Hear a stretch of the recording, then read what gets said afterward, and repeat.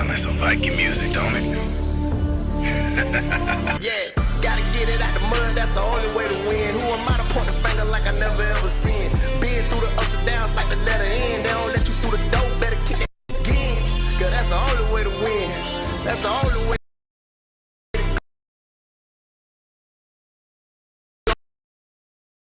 Gotta get it out the mud, gotta get it out the floor. Shooting lights out.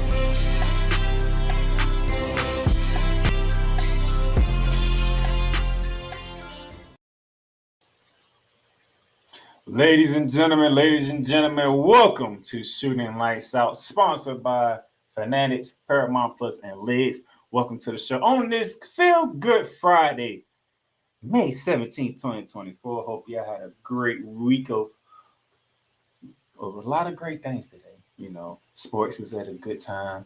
Schedule release for the NFL happened. NHL playoffs happened. WNBA tipped off. And the Conference Semifinals of the NBA has continued to be stellar. Okay? So, I'm going to talk about the WNBA. Matter of fact, that might be the main event today. We're going to talk about the Conference Semifinals because we nearing the end of the Conference Semifinals, getting into the Conference Finals of the NBA. So we almost down to the Final Four. That's how I was to put it in college basketball terms. I might be having some guests with me on today's show. Should be fun. Talk about the things that's happening and everything around the hardwood, okay? So let me jump into the chat real quick. My boy Victor, he's in the building. What's up, Victor? He said he was tuning in today. He kept his word. He's in the building. What's going on, Victor? Hope you had a good time. Hope you and Snowman did well on y'all show this week. Man, oh man. But I can't begin the show without giving you news and notes. So let's go around the hardwood, shall we?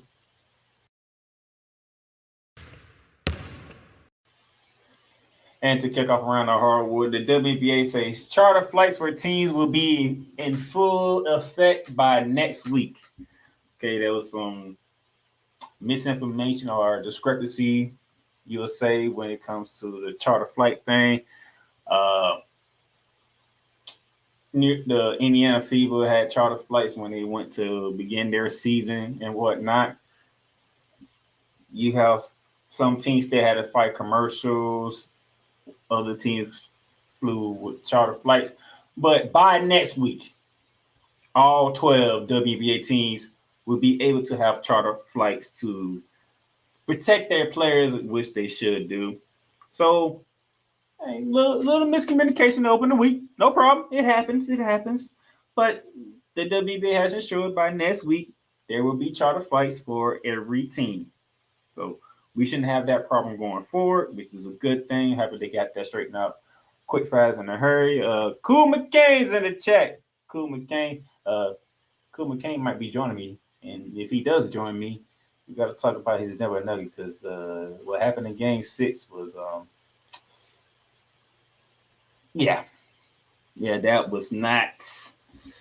that was not a welcome sight, if I do say so myself, when it comes to the Denver Nuggets. But we'll talk about that. But it was only Game 6, but they give you something to look forward to.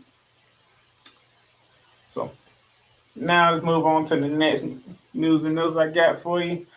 Victor Wembanyama headlines French preliminary Olympic roster. Well, we already know that we was gonna have.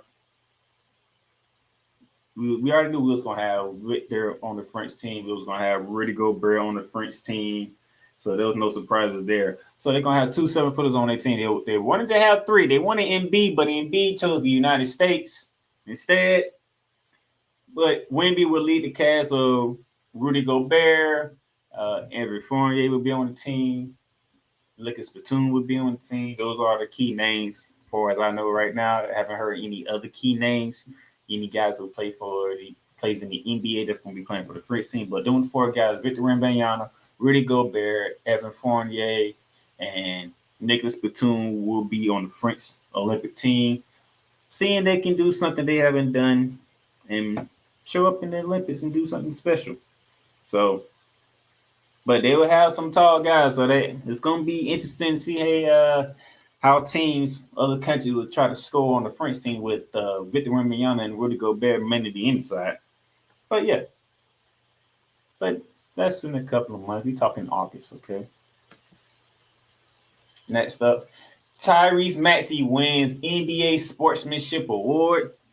This award goes to the player who shows sportsmanship throughout the season, who was a good sport, no matter wins, losses. And the NBA felt that Tyrese Maxey was the main one who showed the greatest sportsmanship of the season. So that's good to see him win that award. And I just forgot that was an award, to be honest. Once Nikola Jokic won MVP, I thought I was it for awards. I forgot we had that one. That tells you a lot. But nevertheless, congratulations to Tyrese Maxey being the sportsman of the year for the NBA. Should be a feel good accomplishment. Plus, he was also the most improved player of the year, by the way. So he got 2 awards this year. Let's not forget that. He did come down with 2 awards. So that's good for him.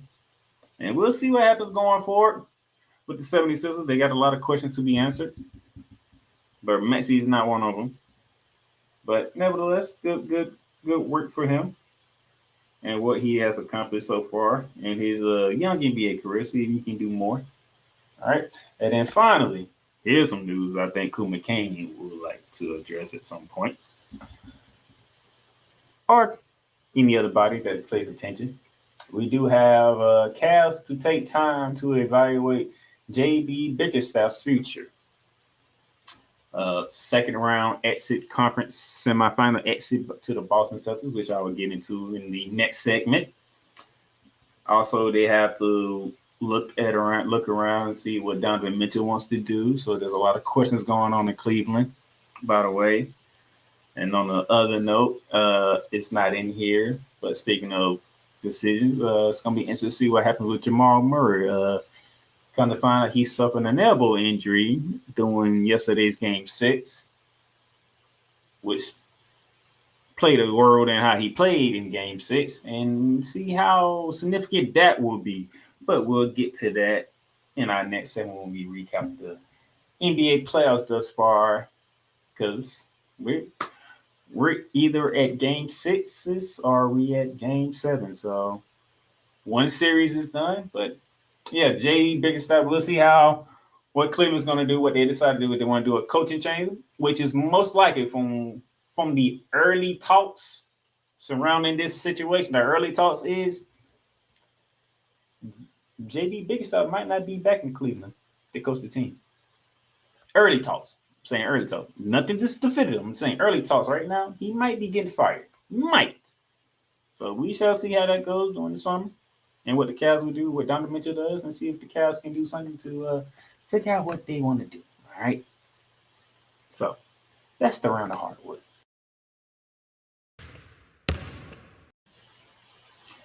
All right, ladies and gentlemen, we're going to take our commercial break here.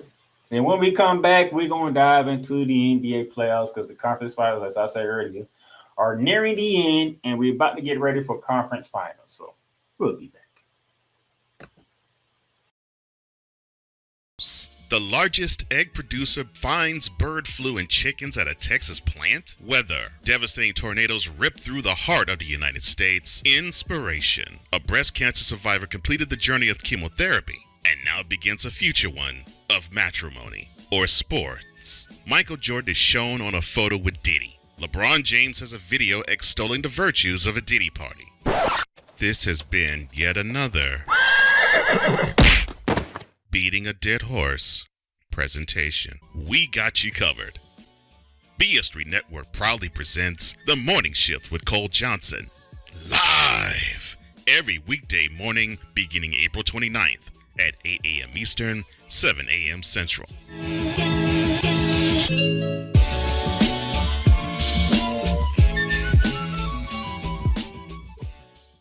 Welcome, ladies and gentlemen, to another edition of Into the Net FC.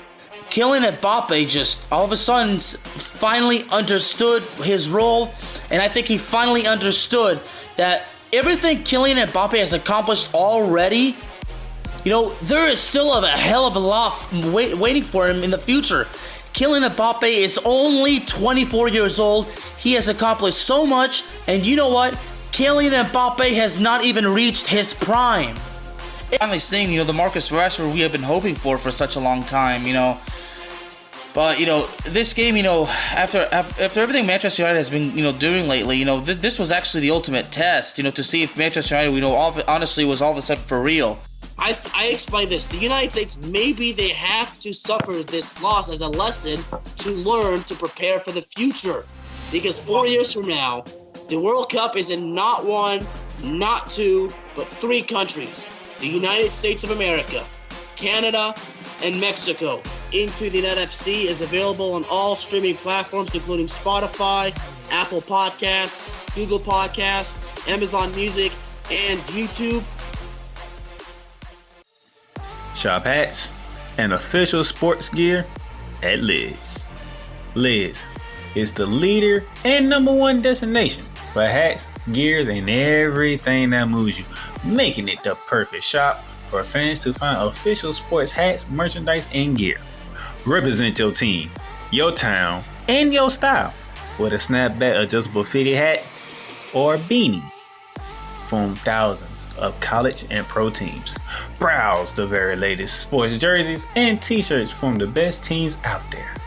Liz has officially licensed professional and college sport team apparel and hats featuring the hottest brands and trends. Shop online or visit one of the 100 stores across the country. Locker Rooms by Liz. Hey. All right, ladies and gentlemen, welcome back to Shooting Lights Out. And you seen what happened going on. And y'all seen the commercial of Liz. Right now, Liz is doing 25% off site-wide on their website. The link is in the show notes if you want to get you some custom hats, or rock your favorite team hat and whatnot. You can do Liz. And also, we also sponsored by Fanatics. And with Fanatics, they're doing free U.S. shipping on orders over $24. So go ahead, get your gear, get your sports gear. And we got playoffs happening in the NHL and in the NBA. We already know what the schedule's looking like for football season. So don't wait till August and September to get your gear. You can get it now and have it ready for you. So with that being said, let's get back into it. And we're going to talk NBA playoffs. Let's go. As we talk NBA playoffs, first, we have one series that's done. The Eastern Conference Final, bleeding green once again. And those of you who know, you already know. Those of you who don't, let me take you to the Boston Celtics and the Cleveland Cavaliers series, okay? And we're going to go back to Game 4, because Game 4, we found out Donovan Mitchell wasn't going to play. And we wanted to see if the Boston Celtics will handle business like they need to, get another dub in Cleveland and go back home ready to close out on Game 5. As you can see here, 109, 102 in Game 4. They had a larger lead than that, but they let Cleveland come back into it, make it a game without Donovan Mitchell, which is a bit of a problem when it comes to the Boston Celtics, They one game, they'll beat you down, make you look, and they'll show you why they are considered NBA champion, worthy team. And then other games, you look at them and like, why did we play these games with y'all? Like, why? But it is Boston, so nevertheless, they did come out with they got both games in Cleveland. Jason Tatum, 33 points, 11 boards, 5 assists. Jaylen Brown put in 27 with 8 boards. Without Donovan Mitchell, Darius Garland took the helm and gave you 30 points with 7 dimes. Just wasn't enough. All right. And you can see the shooting percentage. Shooting was pretty much close and all that, 48 to 43 and 37 3-point to 31 and 3 points and all that good stuff. Then we get to Game 5. This is where Boston needs to put their foot down, wipe their hand clean with the Cleveland Cavaliers and be done with it because Donovan Mitchell ain't playing in this game, which they did emphatically. 113-98. They took care of business. They handled business like they're supposed to.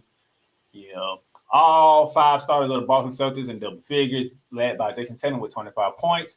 10 boards, 9 downs. He almost had a triple-double in the closeout game, which is pretty impressive. We had an Al Horford game.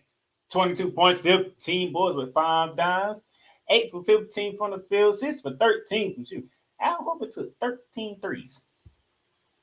Your center is taking 13 threes, which he can make, by the way, because he hit half of them. But, man, that's crazy. 13 threes, he hits his of them. Drew Holiday, 13 points. Derrick White, 8 points. Jaylen Brown, he took the night off. Gave you 11, but he took the night off because he didn't need to do much. Evan Mobley laid away for the Cavs with 33 points, 7 boards, 4 assists, but without Donovan Mitchell, without Jared Allen, you pretty much knew that it was going to be wipe their hands clean, get them up out of here. As far as the Cleveland Cavaliers go. So, but nevertheless, Cleveland has done their thing and whatnot. Cooper says can't hear you. I don't know why, because the mic is on. Everything on my end is working pretty good. I can see when I'm talking, I can see the volume go up and down. So hopefully something's going on, but see if we can figure that out. I'm going to go ahead and you can continue on here.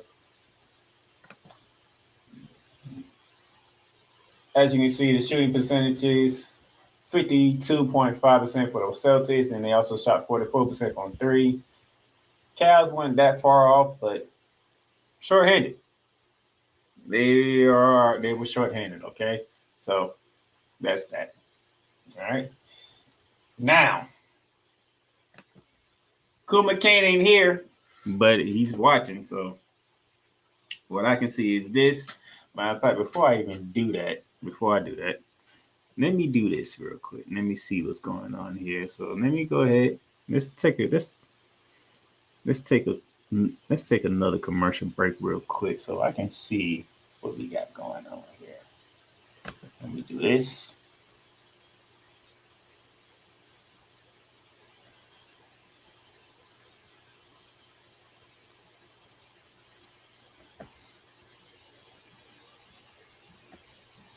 Everything Boston. I love you morons. New Kids on the Block, New Edition. Dear whatever the law firm is. Sincerely, the U.S. Supreme Court. Ben Affleck, Matt Damon. Go yourself again, Jason Whitlock.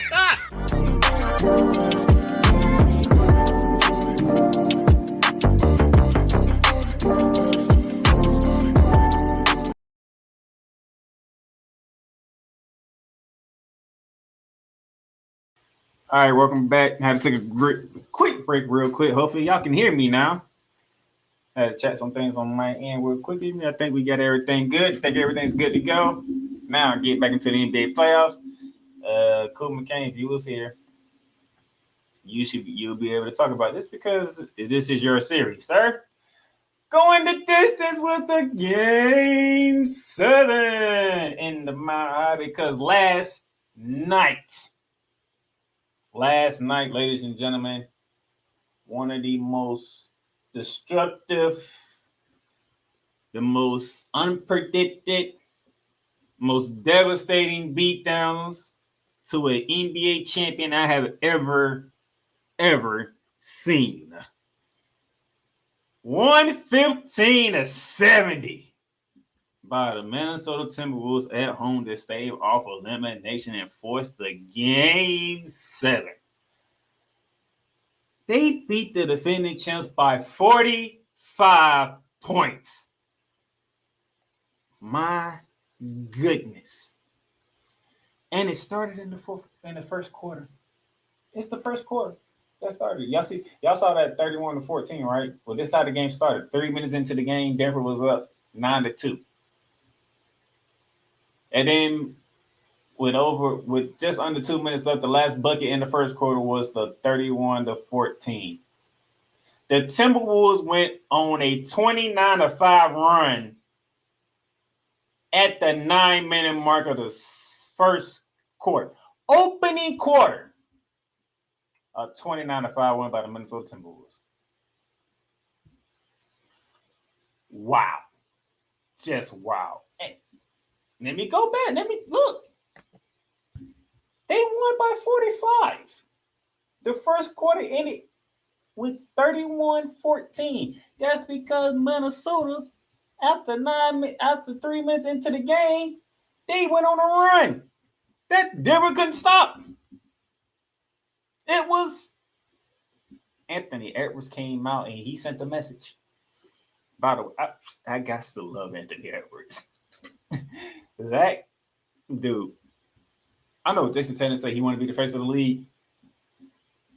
I don't know how. I mean, Jason Tatum gonna have to win the championship. He gonna have to do the unthinkable and beat the West to be the face of the league, because as it stands right now, if I have to pick a face of the league right now, it's Anthony Edwards. That guy he has the charisma. He plays the game the way that you want a superstar to play the game. He wants to come after your throats. That's what people love. When you talk about Michael Jordan, Kobe Bryant, they went for your throat. They didn't care what jersey you wore. It wasn't the same color as theirs. They didn't have the same team name as theirs. They went for your throat. This is what Anthony Edwards is doing. He's coming for your throats. That man came out there. He the one that started the whole 25 and 9 run. That man is different. Okay. We waiting to see Zion, but Zion can't play a whole season. We can see Anthony Edwards because Anthony Edwards don't miss games. We want to see John Morant be that type of guy. John Morant can't be on the court all the time for some reason or another. Jason Tatum, we talked about Boston. You play well in one game, and then you come in the next game and it's like, this ain't the same Boston team you're looking at. So it's like up and down with Jason Tatum and the Boston Celtics. Anthony Edwards won it. This is the same dude in the regular season, in a regular season game. Mr. Freak, matter of fact, it's against Indiana. Matter of fact, it was at Indiana, by the way. Mr. Free Throw hustled down court and blocked the shot at the buzzer to make sure his team won. And he hit his head on the rim while doing it. This is the same man. When everybody was trying to ride up Denver, not me. You know, all the great famous pundits on the ESPN networks, the NBA TVs, the TNTs of the world. Denver is done. Denver was getting swept. Denver bust Minnesota behind in game 3. What is that Edwards doing in the locker room? That's on me. That's on me. I didn't show up. And I didn't show up. The team didn't show up. That's on me. That would not happen again. Everything Anthony Edwards is right now shows to be the face of the NBA. And nobody can say otherwise except Jason Tatum. And the only way Jason Tatum can say if he won the goddamn chip. Because people going to remember Anthony Edwards and what he did. Shoot, I wish Shea Gillis can put his name in the hat. Because I don't even know how many games he didn't drop 30 in this postseason. This is his first postseason, and he's been dropping 30 almost every game. But he's going against Luka, so you don't really hear about it. Because when you play against Luka takes the spotlight from you. It's just what it is. And plus, Luka playing on a bad knee or 2 bad knees, depending on how he feeling. But man, what Minnesota did to Denver last night, just disrespectful to the champs. Rightfully so, though, because you ain't trying to go to Cancun no time soon. You want this to go to Disney. You want to go back. And that's another thing I love what Anthony Edwards said. And a reporter asked him, did you really tell the Denver staff that you'll see them again? And he's like, yeah, I told them in Memphis I will see y'all in Denver for game 7. And he backed it up. Look at that, 27 points. 8 for 17 from the field, 4 for 9 from 3. Carl Anthony Towns, he didn't even have no game. He doesn't want any fouls. We only had 3 fouls. He only gave you 10 points and 13 boards with 5 downs. That's it. Rudy Gobert gave you 8 points and 14 boards. You got 21 from Jaden McDaniels. Mike Conley came back from his one-game absence for an injury, 13 points. But look on the Nuggets side. I mean, Jokic showing why he the MVP. 22-9. He only had 2 assists because the rest of the team couldn't make shots. Contreras Caldwell-Pope, 2 for 6, 9 points. Aaron Gordon, 12 points. Michael Porter Jr., 8 points. Jamal Murray, 10 points from 4 for 18 shooting. That, you know what? I got to do some math. 4 for 8, that I know that's terrible. And we talking about Jamal Murray here. Like 4 for 18, that is 22% shooting for a Jamal Murray. Jamal Murray should never shoot 22% in any game. I don't care if it's preseason, regular season, postseason. Jamal Murray should never be shooting less than 40% from the field. That man shot 22% from the field. And by the way, he did suffer an elbow injury. And that's what most people think has something to do with it. The elbow injury trying to run through a screen from Rudy Gobert, injured his elbow. He ain't using that as an excuse, but 22% for Jamal Murray, that's just terrible. Has Steph Curry, Klay Thompson, has any great scorer that's a guard ever shot 22% from in the game? That is 22% for Jamal Murray. That don't even sound right. So yeah. Hopefully he'll get that elbow injury ready to go for the next game, for the game 7, because if he's shooting like that, Denver might be in trouble, cool. I'm just gonna let you know. If your point guard is in the 20s, percentage-wise, we may not be having back-to-back champions. Because I have a feeling Anthony Edwards might come for 40 in game 7. That's a feeling. I'm not saying he is. That's a feeling. I have a feeling Anthony Edwards going to aim for 40 in Denver. That's just my feeling. The way that he's acting right now, he's acting like he wants to take the chimps out and put everybody on, which everybody should be on notice by now, because Anthony Edwards is just different. But I think he's coming for y'all throats in game 7 in your own building. Speaking of which, before I get to that, here's the shooting statistics here. 30% for the Nuggets from the field. That's terrible. 19%. 19% from 3. 7 for 36 from three-point range. Man, that's ugly. But, and all in all, it's one game. That was a terrible one game to have. Then we get to game 7. Sunday.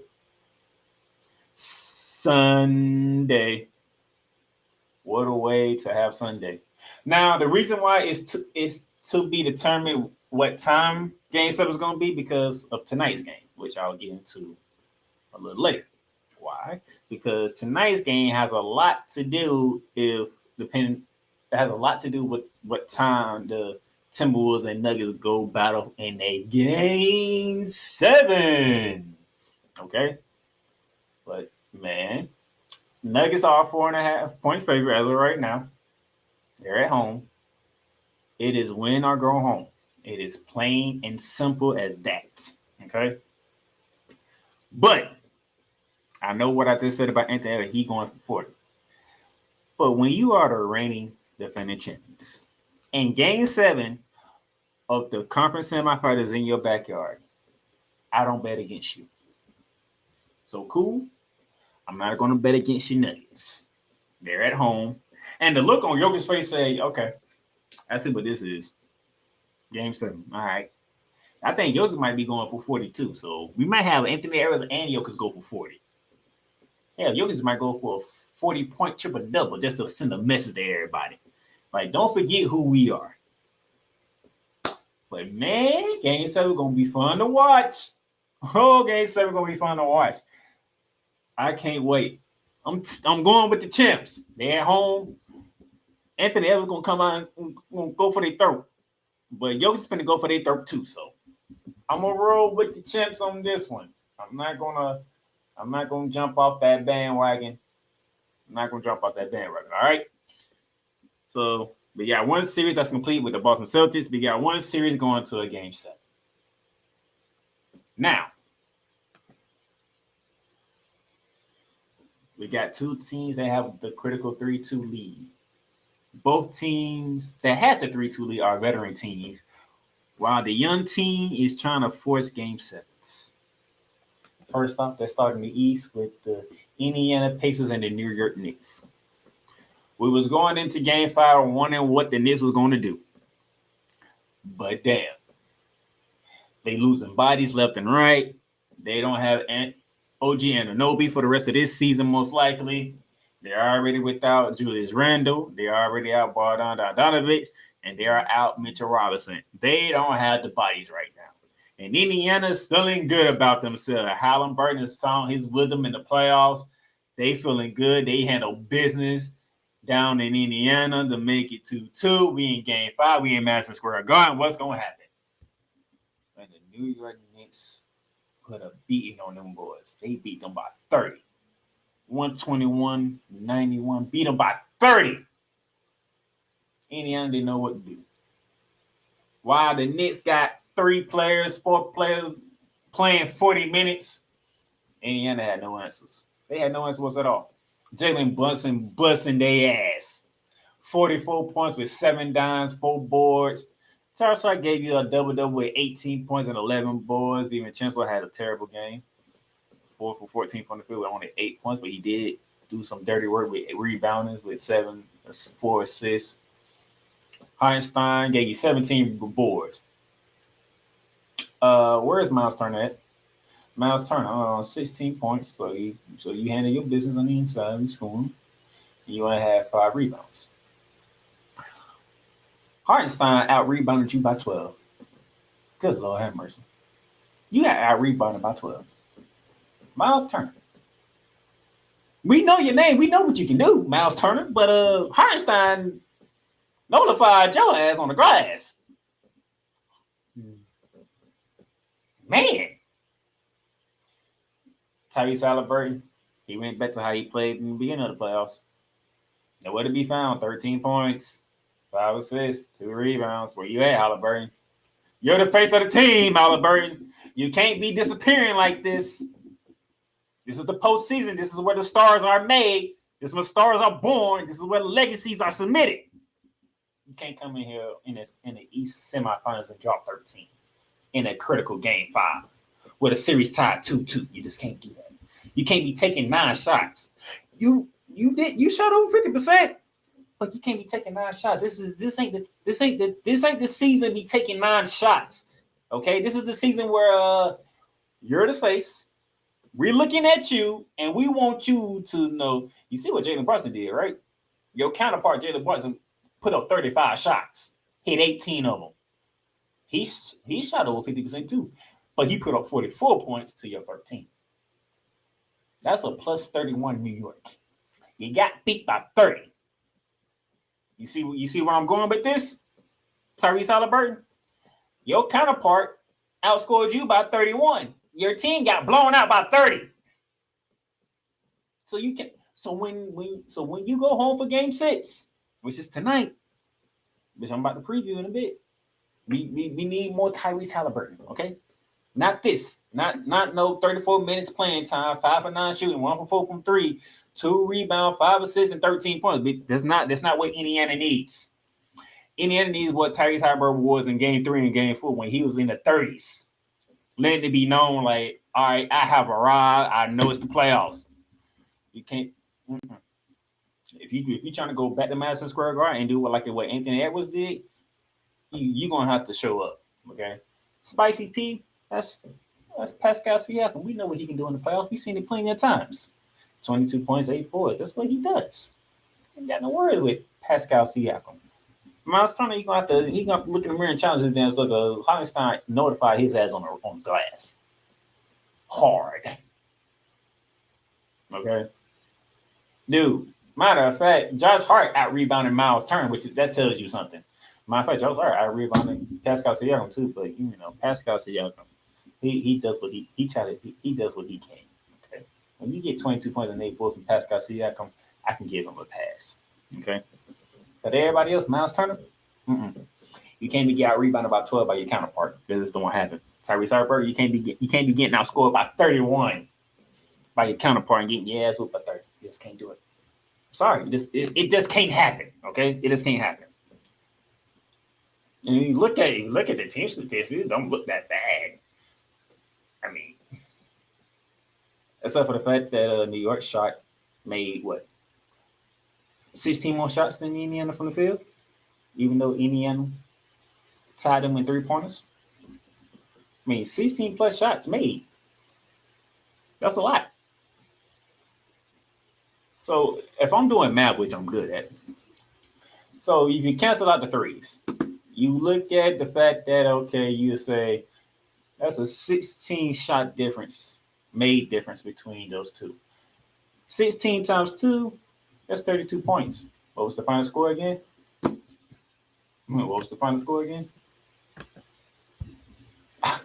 I mean, good. But they're your team. Indiana is, and you're a veteran team. You've been here before. They want to make it far. They want to get to the East Finals. They haven't been to the East Finals since 2000 or 99, 2000, somewhere in that line. They want to get back there for the first time. Okay, Indiana just been here. They finally got here for the first time. Which brings me to tonight, ESPN, 8:30. New York trying to close it out. Indiana trying to go back to Madison Square Garden for a Game 7. Pacers are 5.5-point favorite. How does the body feel? Because if you be honest, thanks to a certain WNBA star who went number 1 overall of this year's past WNBA draft, the reason why they didn't play yesterday is because of her.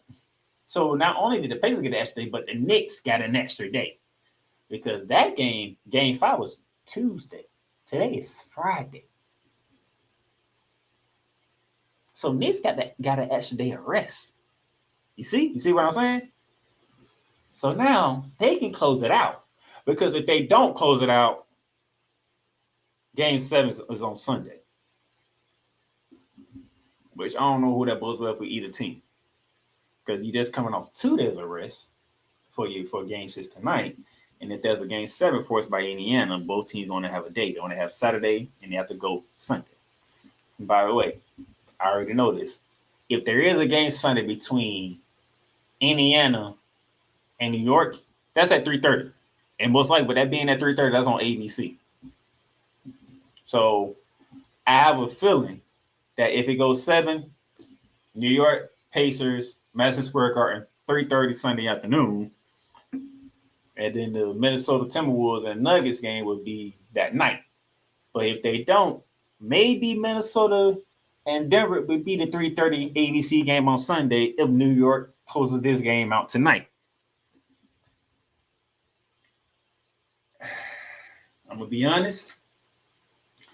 I think we get a Game 7. Because I think Indiana's going to look at that 30-point aspect that they took in Madison Square Garden. They're going to have a bad taste in their mouth. Even though the Knicks having an extra day of rest, the Pacers had an extra day of rest. And when the Pacers are at home, they like to run and gun. And the fact that they needed to get to 100 leaves a bad taste in their mouth too. So I expect Tyrese Haliburton to make up for Game 5 with Game 6 tonight. I expect Miles Turner to be a little more aggressive on the boards and not get outdone by Hartenstein like he did in Game 5. And Madison Square Garden will be seeing a Game 7 on Sunday afternoon. All right? I think we get 2 Game 7s. I'm looking forward to it. That's one series. That's 3-2 with a veteran team looking to close it out. There's another series left.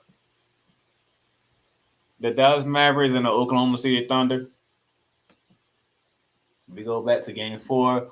OKC tied it up. Game 5, Luka came back down in Oklahoma and made some things happen to take the 3-2 lead. In Game 4, I mean, Shai Gilgeous-Alexander is just a beast, dude. All right, Shai Gilgeous, bro. That man dropped 34 points, 8 rebounds with 5 dimes in a road game that was needed. Because he didn't want to go down 3-1 heading back home. 34 points, 8 rebounds, and 5 dimes. Luke Dort gave you 17 and 8, which is good. Jalen Williams gave you 14 and 9, which is good. Chad Holmgren gave you 18 and 9, which is good. And speaking of giving fouls, I'm PJ Washington. This dude, game 4 was the third straight game. This man has scored 20. This man has been an unsung hero for the Dallas Mavericks. Kyrie didn't have a great game. 9 points. 9 dimes, but only 9 points. That happens from time to time, okay? Kyrie, he'll be off sometimes. This game of basketball, he'll be off sometimes. Luka, off night. 6 for 20, 2 for 9, 18 points. You know, when Luka's having that type of game, when Luka and Kyrie's only giving you, 20-something odd points together, Dallas is not winning that game. They're just not. And it's surprising they didn't get blown out because they only gave you 27 points with them two combined. It was for P.J. Washington and Derrick Jones Jr. with 17. This game, OKC should have blew them out. If I'm being completely honest. This should have been a blowout game. But it wasn't. 4-point win. A win's a win. That's game 4. Here's the team statistics, and whatnot. But game 5, though. The Luka game. Luka came out, gave you 31, 10, and 11. Luka gave you a triple-double. So, all right, I had my bad game in game 4. Damn it, I ain't having another one. 31, 10, and 11. Shai Gilgeous, I told you, I need to go back and look when the last time this dude didn't drop 30 in a playoff game. This man has played a total of 9 playoff games. I need to know how many of them games he didn't score 30. That man gave you 30 points. 6 and 8. The rest of the team went in 13 from Chad Holmgren, 12 from Jalen Williams, 12 from Luke Dort. While Luka out here busting y'all ass, Luka and Shai Gilgeous canceled each other out. Kyrie Irving and Luke Dort canceled each other out. Then you got 3 players left. You got Joe, you got Williams, and you got Holmgren. They gave you what? 31 points for OKC. The other 3 players for the Dallas Mavericks, P.J. Washington, Derrick Jones Jr., and Godfrey, they gave you what? 38.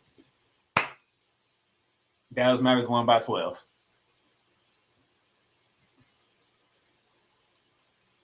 Simple math. Simple math. The other 3 for the Mavericks outdid the other 3 for the Oklahoma City Thunder. There you go. That's how that works. That's plain and simple. All right. That's plain and simple, even though Luka gave you a 31-point triple-double. But Shai Gilgeous gave you 30.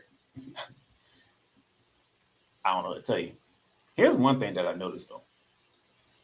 10 from 40 for 3-point range with the Oklahoma City Thunder. You took 40 threes and made 10. You hit 1 3 for every 4 shots you put up. That is atrocious. In the words of, you want to say Bubba Dub or my good friend Coach Johnson, trash. You put up 43s and only hit 10. And you the home team. So no home cooking for Oklahoma City from the 3-point land whatsoever. You say the same thing about about Dallas, but they hit 40% of their threes. That's a whole lot different than 25%. And you're the home team. No home cooking, huh? Well, damn. That's terrible. Now you got to go to Dallas and try to stave off elimination. Speaking of which, there you go. Dallas is a 4.5-point favorite to end this series. I know what I'm going to get from Shai Gilgeous on this man. I've been saying in all playoffs. This man is scoring 30 like it ain't nothing. So, Luke Dort, do you want to join the party? Chad Holmgren, do you want to join the party? Jalen Williams, do you want to join the party? One thing I did notice, I didn't bring it up. I didn't see Josh Giddey on here. Did Josh Giddey come off the bench or did Josh Giddey get hurt or something? I just realized that when I just thought about it. I didn't see Josh Giddey's name on Because he has been playing in the playoffs, but what happened to Josh Giddey? Let me do some research here. Because where is Josh Giddey in this? All right. We need to find out what's going on with the Oklahoma City Thunder team, but they shooting guard, because maybe that's who they need. Maybe they need Josh Giddey. Because everybody else ain't stepping up for whatever reason. So let me go do some research here real quickly. So I know what happened to Josh Giddey. Josh Giddey is coming off the bench. He gave you 11 points off the bench. So the coach took Josh Giddey out and inserted Isaac Joe. See, the only reason you do that for defensive purposes. And for defensive purposes, for probably to stick Luka. You might need to put Josh Giddey back into that starting lineup so that Shai Gilgeous-Alexander can have some help scoring.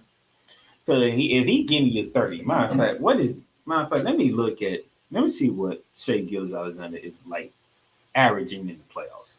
Because I don't know how many games this dude hasn't dropped 30 in these playoffs. Okay. Let's see. Postseason. In 9 postseason games, Shai Gilgeous-Alexander is shooting 48.7% from the field, 37.5% from 3, with 81% from the free throw line. He is averaging 7.8 rebounds a game, 6.2 assists per game, 1.7 blocks a game, 1.4 steals a game, and he's giving you 29.6 points. 29.6 points per game. This is Shai Gilgeous-Alexander, who a lot of people felt should be MVP. He's showing you why. You know, he really is. Now, before I continue on, I do have the cool man here. You know, while he's moving on the road, better be being safe out there with Mr. McCain. Ladies and gentlemen, cool McCain. What up, good people? I couldn't take no more of this blasphemy. What? It's blasphemous. This blasphemous talk about my Nuggets. We're not going to do that. But that's okay. We'll get back to that. I wanted to answer the question that you asked right before I was able to hop on. Okay. So you asked what was going on with Josh Giddey. You have to remember it's high school graduation season, and he's very distracted right now. You know what I'm saying? A lot of the people that graduate, their younger sisters, little cousins and stuff, they go to the graduation. So it's getting a whole new crew of people. So he's a little distracted right now. That's why he's not hearing too much about it. You is wrong for that. You know that. You is wrong for that. You is wrong for that. I may be wrong. I'm saying is am I lying though? That's all I'm saying. Am I lying? You could be telling the truth.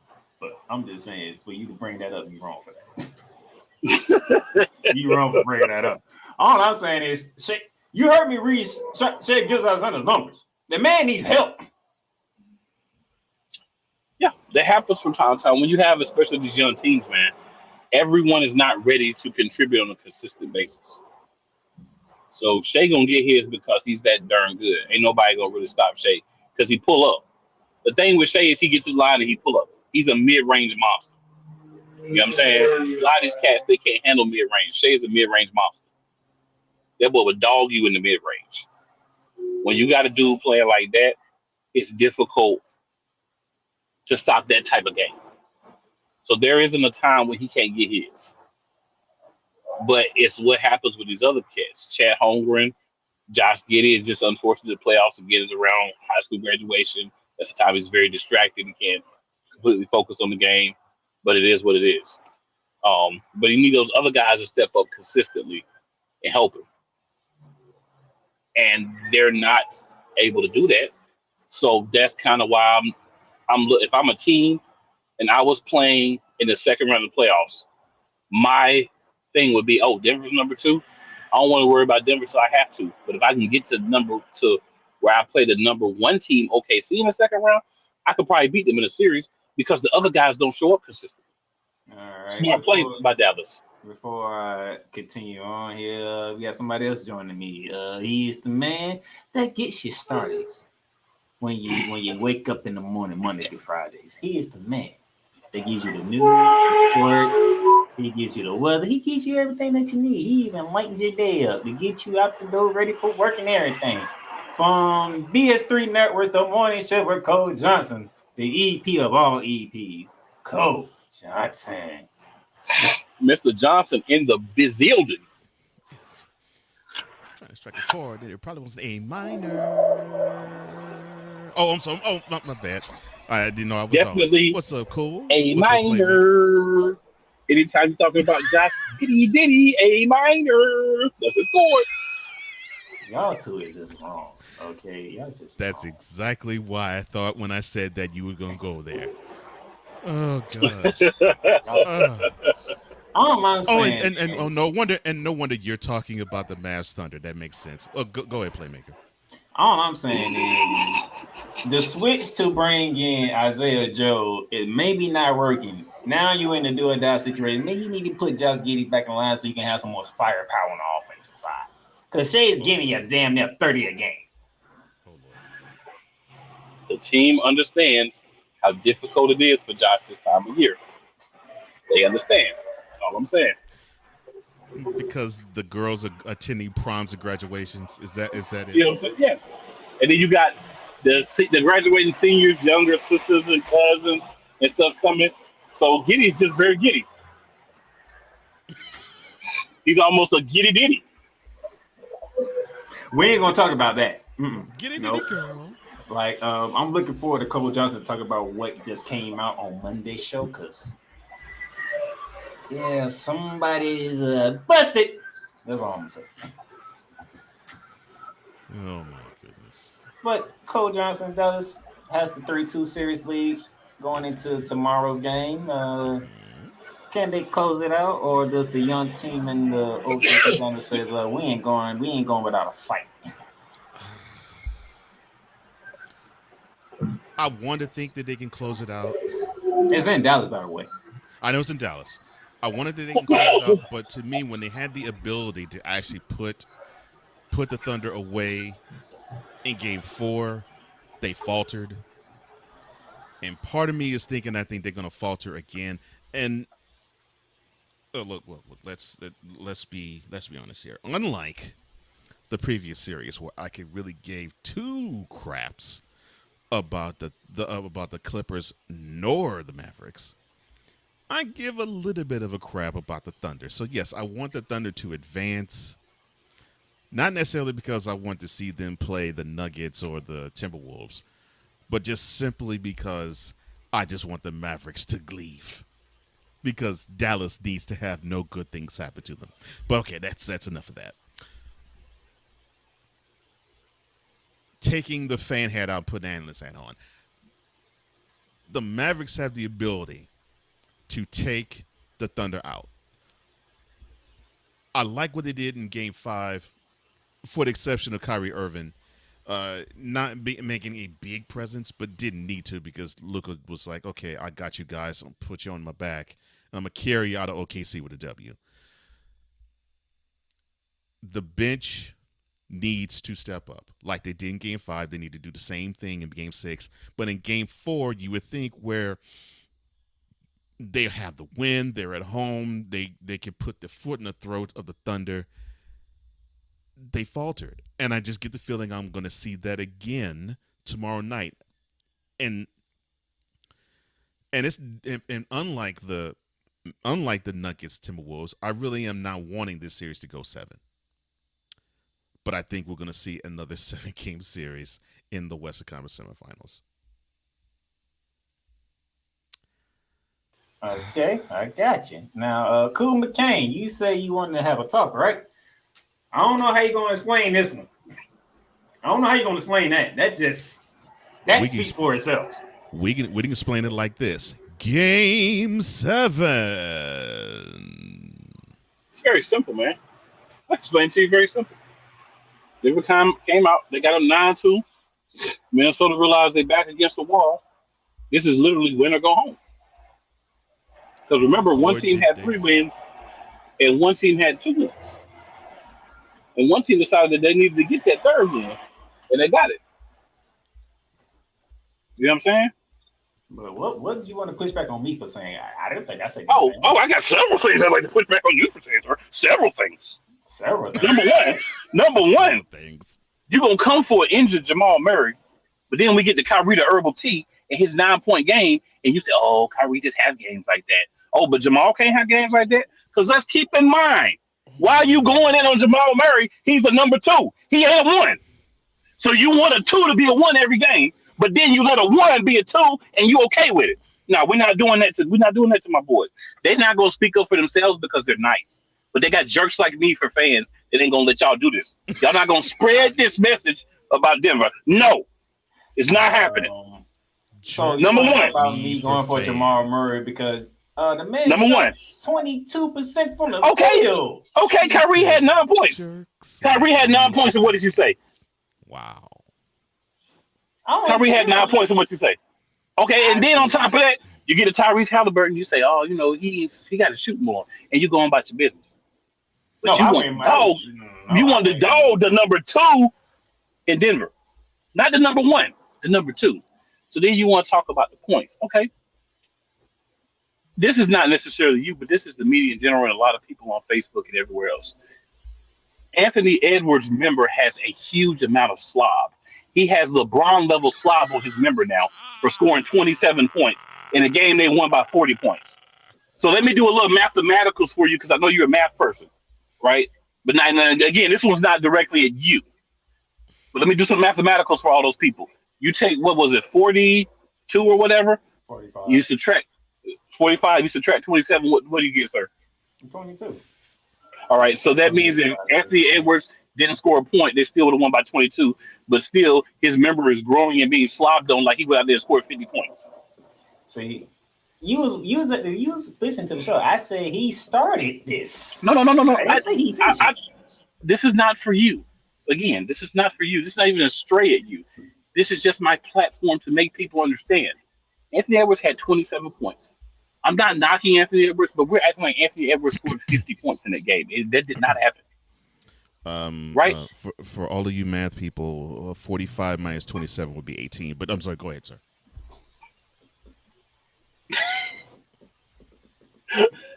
So here's my thing when it comes to Jamal Murray. I mentioned the elbow injury. You did. And then after you went back to dogging him. I wasn't dogging. I wasn't trying to dog him. I'm saying you dogged him. I remember a guard of Murray's statue that shot number 2. Don't forget number 2. 22% in a playoff game. Number 2. Now, on top of that, unlike Tyrese Halliburton, the number 1 in Indiana, he took 14 shots. He wasn't worried about his percentage. He's trying to help his team win. And I watched the entire game, and a lot of those guys were shooting good shots, and they just weren't going in the baskets like the basket had a top on it. It's not like he was pulling up for horrible shots. He was taking the shots that he normally makes. They just weren't going in. And it wasn't just for him. We talked about the statisticals for the entire team. I don't remember a lot of those guys being over 20 points. So let me give you a scenario that's something that should be expected in Game 7, right? Murray's probably gonna have between 15 and 20 because I don't know the status of the elbow, right? He should be able to get out there and play, but he may need to be more limited. We may need to see more Reggie Jackson, right? Because that's what you do when somebody's injured. If they can still play, you play them. But maybe you say, because maybe you got a coach that's got some sense. He says, "Oh, I know Jamal's injured," or maybe Jamal didn't say anything. So I'll give Mike Malone half a doubt for that. I'll give him half a benefit of a doubt for that. Maybe he didn't know. But I will say this. You read the stats off. I remember Michael Porter Jr., you said he had, 12 points or something? And Aaron Gordon had 18. These were guys that at least one of those guys had been stepping up and having 30-point games, right? But you know why you're not getting on them? You know why you're not saying anything about them? Because you understand their hierarchy on the team. But you forgot that Jamal Murray is also not the number 1. So I'm not saying that, he can't play better, but I'm saying all those guys have to be better. You can't have one guy score over 20 points. So as a dynamic as we've seen Denver be and expect to win that game. And Cole, you young Negro, please. Yeah, you acting like the dude beside it right now. But anyway, back to the lecture at hand. This ain't gonna happen in Game 7. Now, I'm not gonna come out here and say we're gonna win. I'm not gonna come out here and say we're gonna win Game 7 because this Game 7 is one game. I don't know. I believe we're gonna win. But what's gonna need to happen is We understand what they're going to try to do to Jamal Murray. We understand that they know he's injured, so they're going to be bumping their elbow because that's what I would do, right? And this is a Minnesota team that's not goody nice boys, right? Like Denver, if the guy's hurt, they're not going to hit Anthony Edwards in the back at all. That wouldn't be nice, you know. Bump him a little bit, make that back jar. That wouldn't be a nice thing to do. So they're not going to do that. But Jamal Murray's going to get hit in the elbow several times throughout this game because that's how you play defense. It's like when you watch professional wrestling, which we cover together. You know a guy's hurt. What do? You go after that body part. In the NFL, you know a guy ribs hurt and he's a quarterback or he's a wide receiver. What do? Every time you get tackled or running back, what do you get tackled at? Somewhere when the ribs when you get them. That's what happens. And we lost the game. Last thing was a whole bunch of people. Oh, Denver got blew out. All they did. They lost by 2 points, and it's still one loss. Minnesota don't get no bonuses, nothing, because they beat Denver by 42 points. They don't get nothing, no different, except for, again, a bunch of team knob slobbing for that. So all the people who want Denver to lose, mainly LeBron and Lakers fans, and other teams that Denver smashed and crashed this year, I understand. You're upset, and you're hoping that your reigning defending champions lose. But when they don't, what you got there? Then you're going to hope Dallas or OKC going to get the job done for you? Then you're hoping Boston going to get the job done for you? Because at the end of the day, the main people who out here hating on Denver is Lakers fans. And y'all couldn't get the job done. And it wasn't close. So why don't you go get you some chocolate ice cream, get you a pillow, watch you some rom-coms and cry it out, and then come back. Let's really look at this the right way. That's the problem. The preceding rant was brought to you by Negro Please. Whenever your team loses by 45 points, just get Cool McCain to go ham on everybody known to man. That's Negro Please. And don't you ever I ain't come gonna up ham on with a everybody. nigga again, Cool. Because I ain't for everybody. Because I told you. If you open up your neck, sir. I told If you, you son. if you open I your neck wanted up, 7 I'm and I coming. got 7. I told you, son. Congratulations, you got your 7. I wanted 7 and I You got did. 7. But it should have been 6. But they didn't come out to play last night. Should have been 6. Like I said. Now, whose fault is that? Oh, that's the team. That's absolutely the team. Ain't nobody's fault but the team. There you go. That's the team. My boy. That's what I'm talking about. Here's why. Yeah, I'm not acting like nobody else's fault. It's the team. But I'm just saying, if we go talk about them, let's do the same thing we do for everybody else. Let's not. Oh, this guy got to do this. This guy got to do that. The only person that we need to be getting on for the Denver Nuggets play is their leader, their MVP. 3 out of 4 years MVP. He didn't show up like he should either. We ain't talking about him. We talk about Jamal Murray. Come on, man. Well, you heard me mention. I heard you. Yes. I heard you. Because he does need to show up. Yeah. No question. He's got to be 30 plus, 10 rebounds, at least 8 assists. Period. For us to win this series. See, what Cool didn't tell you is how I ended it saying, I said the way Anthony Edwards is, he might go for 40. And I said on the same note, Joker might go for 42 because the look on his face was like, okay. All right, fine. Well, that's cool.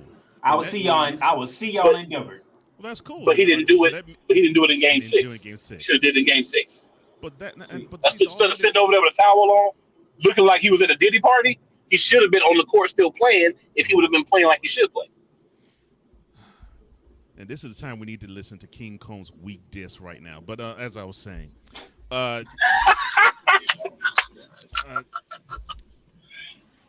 this is the problem that you're going to have. You're probably going to have Ant ball out, and you're going to have Jokic ball out. It depends on the others. For of course, the Timberwolves, Cat has to show up. Gobert has to be a beast on defense, and you got to have the others with McDaniels actually doing something. And for the Nuggets, yes, Gordon has to be a beast. You got to have Porter hitting some shots, and you definitely have to have Murray acting as though the world's against him, and he wants to shut them up. It is about that for this Game 7. because we already know Anthony Edwards and Nikola Jokic. They're going to bring everything they got. My thing is, I don't think Denver And shout out wins to the rest of the without Murray. Timberwolves. Yeah. I don't think And shout out to Denver the rest wins of the without Jamal Timberwolves. Murray. Well, there's one game where Jamal Murray didn't play in this series because Aaron Gordon and Michael Murray's Porter good. Jr. stepped up and had good games. Right. Yeah. Yeah. You don't need Jamal Murray to have a great game to win. Right. The only really good game that he's had was Game 4. But yeah, I just think that they need to. I think the Nuggets as a team, I think they need to have Murray basically be like how he was in the fourth quarter of the games 1 and 2 in the previous series, where he started off slow and then he came on strong in the fourth quarter. I think the Nuggets need that in this game particularly. But I do agree with you though, Cool.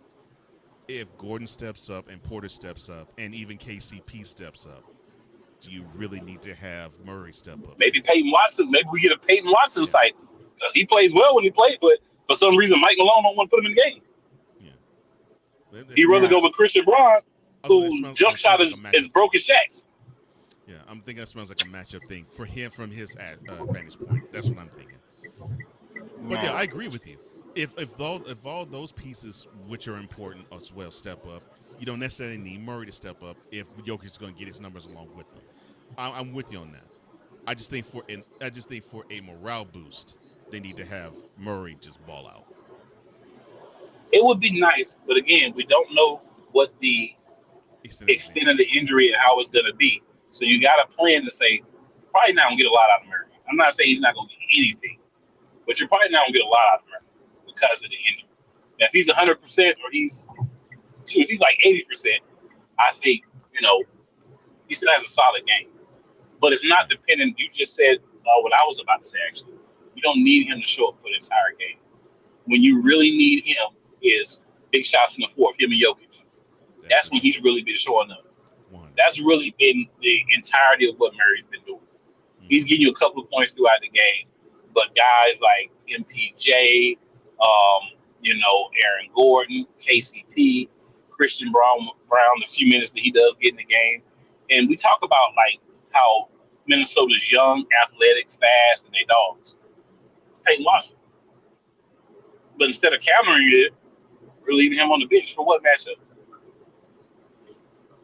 So I mean, personally, he has a better jump shot than Christian Brown. In a series where you need shooting, you might want to give him some minutes. Shoot the ball. Let me correct my Monarchs or Wrestling co-host, because even though Cole didn't know, I did go at Tyrese Halliburton. Because I specifically said, you're the face of the franchise. You can't be around and scoring 13 points, and your counterpart, which is Jalen Brunson, outscoring you by 31. And how much did you lose by? You lost by 30. That was a soft go-in, Cole. Go back and watch it. It was a soft go-in. That was not a soft go-in. I said exactly what I said. His tone was more aggressive right then than it was when he was talking about Halliburton. So if you want to go that route, we talking about a young team versus a champion team. Like, right, but we talking about number one versus number two. We also talking about the guy when he was finally healthy for the Denver Nuggets, got them to the championship. He didn't do it by himself, or he would have been do it by himself. But when he wasn't there, we know the results of what happened when Martin wasn't there. Michael Porter Jr. wasn't there also. Let's not leave out that part. Yeah, Michael Porter Jr. wasn't there either. Yeah, you're right. Both Murray, so it wasn't just Jamal Murray missing. Michael Porter Jr., who you cannot look at this camera and tell these people, and I know you know basketball, that he did not have a big part in them getting 3 wins in a row. So it wasn't just Jamal Murray missing. Let's not forget that fact either. Which that's what makes the season 2 years ago with Nikola Jokic even more impressive. The fact he was missing Porter and Murray for most of that year. And when I mean Murray missed the whole year, Porter played 2 games. Yeah, that's what I'm saying. So, yep. So, from late October, he didn't play with both of them. And I'm just saying. He ended up willing them into the playoffs. I was like, okay, so I got to look at this guy. This dude's a beast. This dude's a People beast. always 'Cause like if to he gets say, both of them, that's a championship. And the next year, right? People always like to say Jamal Murray wasn't there, but don't forget, neither was Michael Porter Jr. right, and that's a See, huge It part. wasn't a That's a one huge man that piece. was missing. And Cool that's a McCain's huge talking piece the of fact this that I was championship. focusing on the 22% shooting. Like, I've never seen that from one guard that talented. No, I'm harping on the whole way you went at Murray. I'm like, bro, Like, you acting like my man won't injured and he ain't the number two. Like, what is you doing? No, I but brought up the Like, injury. if you went at Jokic like that, I'd have been riding beside you. Like, yeah, because that's what he's supposed to do. And he ain't do it. But you spent more time talking about Murray than Jokic, and Because Jokic is the MVP. Jokic Jokic is is the man. MVP. Jokic is the engine that makes the car go. You spent the time talking about the transmission instead of the engine. Nah, I see. Here's what most people, because they see Jokic and Jokic got to do everything. I don't see it that way. When 27's on that court and 27's boogie on people like he can boogie on people, that makes it even difficult for them to get beat. well, And it's not easy to beat when Jamal Murray is boogieing on people. well, the Nuggets are at its best when they, and this is what I have noticed. They're at their best when they utilize the high screening role with Jokic and Murray. When they play their two-man game and Murray's in, and not only is he hitting shots, but he's also finding Jokic if he's open, and the guy and Jokic's man slides to guard him. That's when the Nuggets are at their best. When you play that two-man game, and it's like they give you a pick your poison type of thing on defense. That's when the Nuggets are at their best. That's my point. When you don't have to pick your poison, Right. you already know who to stop. It's like, okay, Denver's beatable. But here's the part that I would like for people to realize. While that is true, if Murray's not on, which he's not on every game, right? He's not on every time we win. He doesn't have to be on first to win. They do go to Aaron Gordon in that two-man game at times because he actually was doing that with Jokic when both of those guys were out. Because there was a time where they couldn't even get points unless Gordon was putting up 25, 30, and Jokic was putting up 35, 40 because everybody else on the team was scrubs. You were going exactly where I was about to head, Cool. Yeah. So while Murray's the best, Murray's the best at it. If in a perfect world, Murray's giving you 20, 25, and he's in the game. He's not injured. He's playing well. But we all know that may not be what happens on Sunday. So what are we supposed to do? We're supposed to say, okay, that's why these other guys. That's why Michael Porter Jr. has the rookie max, because he's supposed to be a guy that can step in and do some of that size, length. Right. This is a kid that over a 7-foot wingspan should be able to shoot over anybody. He's not a big guy, but he's a tall guy. He's a rangy guy. Right. He can get to the hole, but he got to be dialed in. Now, granted, he got like every brother in his family's in trouble or in jail now, so that could be a part of the problem that he's having, right? Part of it could be his mental's a little off. You got Aaron Gordon. He you got Reggie Jackson. Emotion no more. You got Reggie Jackson, who could come in and give you some of the same stuff, not at the same level of Jamal Murray, but he can give you some of those same things. He can play off that two-man game as well. And I'm glad you mentioned. I'm glad you mentioned the two-man game with others. And the reason being, Game 5. So it looked like it was nip and tuck. And what I noticed was that starting in the third quarter, Jokic was getting his points, but no one else was really getting theirs. Mm-hmm. Jokic in the third quarter established, okay, I'm going to find others because I want to get others involved. And who was the main one he got involved? Aaron Gordon. You talking about the game where Aaron Gordon only missed one shot the whole game? Yeah. So in the third quarter, I witnessed on three consecutive possessions, Jokic getting the ball. The first one was a dime to Donald. To Gordon, I mean. Right. Next possession, it was a kick out to three for Porter. Mm-hmm. Next possession, it was a baseball pass that he threw to Murray. Mm-hmm. Next possession, after a timeout, Jokic threw this pretty no-look pass. It would be on every single highlight if it were for the fact that Gobert fouled Gordon. Yep. What I'm loving about Jokic is that it's not necessarily he's looking for Murray. I did say at his best it's those two, Oh, absolutely. But with Jokic, it is if I could find some jam with anybody, I'm still gonna make this defense pay. Mm-hmm. And that's I why I agree. noticed in 4 consecutive possessions when Jokic got the ball in the third quarter. And what happened? It was a 2-point lead that they had, and it was a 2-point deficit I think that they had. And it was a Gobert block shot. Gordon got the ball and he made a bucket to tie the game. And those possessions went from a 2-point deficit to a 10-point lead. So, all right, Getting the real team quickly. involved. All right, real quickly. Cole, I said, so I did 2 things when it comes to the Indiana Pacers in Game 5. One, Tyrese Halliburton can't be getting outscored by Jalen Brunson by 31 points. That just can't happen. That just can't happen. That's a non-starter. That's a non-starter. So you can't be doing it. You're the face of the franchise, and your counterpart is outscoring you by 31. You get blown up by 30. Number two is not in the game you need to. No. Yeah. And number two is Miles Turner. You can't be getting dominated on the glass by Hartenstein. Hey, out rebound you by 12. That just can't happen. That brother Hartenstein, he ain't playing no games this year.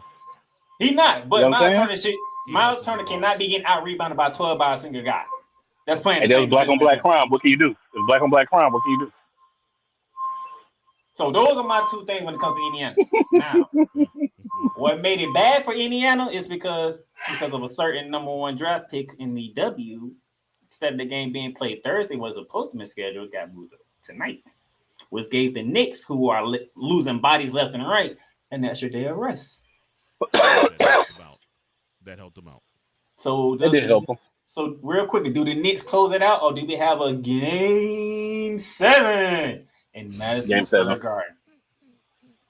I think we're gonna get a Game 7 because I don't think the gap between the Pacers and the Knicks is enough. Where even though they're getting some people back, I think the Pacers are gonna come out kind of like Minnesota did, right? Like we got to win this. It's win this or go to F home, and we ain't trying to go home. You know, you at least want to make it to Game 7, right? You at least want to be a team that we win 7 games. Maybe we lost in 7, but we win 7. I think for me, I would feel better about that than losing in 5 or 6. Because at least I took the other team to the limit. I had them where we make a couple more plays in one of these games and we advance.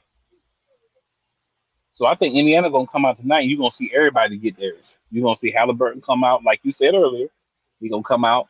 He's gonna do what he's supposed to do. He's gonna play ball. He's gonna give you 25 or so. Because the one thing about Indianapolis is, and I will say this at Halliburton's defense. The one thing I would say Halliburton's defense. The way that they have the game plan drawn up is they want to spread the ball around. Right? They want to pass, get the open guy, spread the ball around, spread the points around to make it more difficult to take one guy away. That works to your disadvantage when you have one guy who's really your main guy. Like if you take this to OKC, right? You're going to have the same thing happen. They're going to get blown out. This is not, to me, the best philosophy when you have a guy like Halliburton. You turn him loose, you let him do his thing, and then you let him kind of do what you do like Jokic. Let him get the ball at times and let him facilitate, let the offense run through him, and let's not try to have this whoever's open, whoever gets the best matchup type crap that the Indiana be doing sometimes dictated. So I think that's the one negative advantage of this philosophy that they have in Indianapolis. But tonight, I bet you won't see that miss. I bet tonight you're going to see Tyrese Halliburton get that ball and these other dudes get the ball and make some plays happen. All right. Real quickly, Coach Johnson, Game 7 in Madison Square Garden. Yes or no?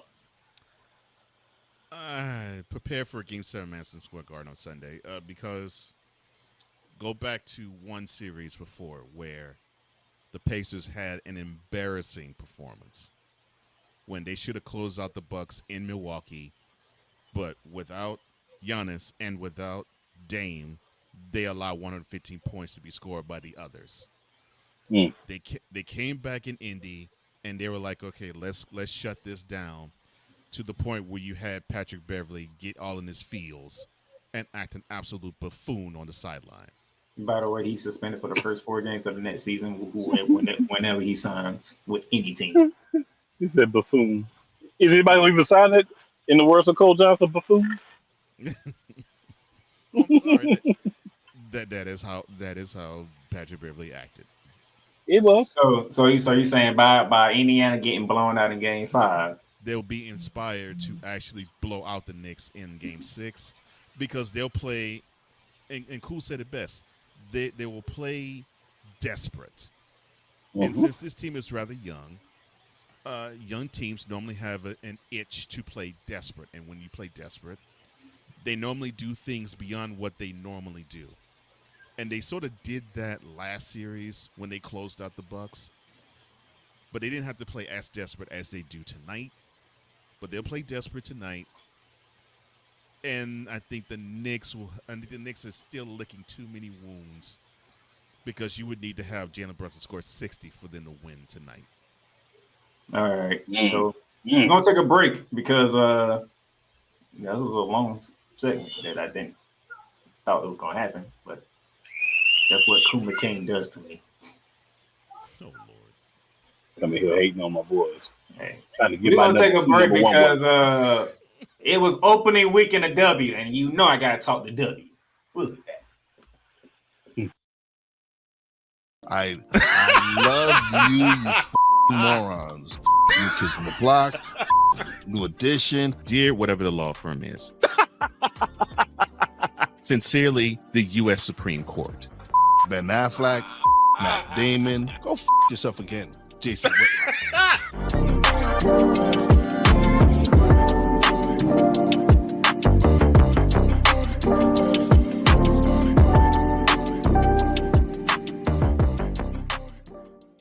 Join Ryan McCarthy. I became a Jets fan because Kurt the Frog was my favorite Muppet because he was green, and the Jets wore green. That's how I became a Jets fan. And Dustin Henry. ESPN is cashing all in on let's pay a few personalities and we'll just kind of fill in the gaps. As they walk you through all of the world of sports from their perspective. The Albany Empire, it's a literal circus. No credentials required. Where, Ryan, say the tag. Where you don't need a press pass to talk sports. Every Monday at 8 p.m. Eastern, 7 p.m. Central. On YouTube and where you can find all podcasts. WWE Shop is your online source for all things WWE. Be a part of the excitement and score wrestling gear for big events like WrestleMania or SummerSlam. From current superstars to legends, from Raw to SmackDown to NXT. Don't miss this chance to shop for the most awesome WWE merch. Shop for the best deals as well as WWE gift cards and save big on your favorite items. WWE Shop at Fanatics Experience. Cool McCain. You thought you wanted Gunther against Chad Gable, but you didn't. And I'm going to tell you why. Chad Gable would take everything that Gunther's done and bury it. The Playmaker. It was on site. AJ Styles walked out there seeing LA like, oh, okay, man, LA Knight hopped out the car, let's go. Break down everything in TNA, AEW, and all of the WWE programming. Join these two kings, monarchs of wrestling, live every Monday at 6:30 p.m. Eastern, 5:30 p.m. Central on the Play Caller Sports Talk YouTube channel. Join the transporter to Hades. Your butt and gut becomes one. Join the reformer of hooker whores. This is my daughter, Placenta Booty Johnson. Join the bronze god. Whenever you are in distress, take off your baseball cap and throw it in the air. Join your very own superhero of broadcasting, Chris Bass. So whatever color crayon they get, they palm it and do two circles, and that translates to, I can beat up black people. As he takes you through the week's paces in Baseline. Live every Saturday at 8 a.m. Eastern, 7 a.m. Central, Pacific Time Zone people, just stay asleep when this is on live and just catch the recording. Oh, I'm sorry. Exclusively on the Chris Bass YouTube channel.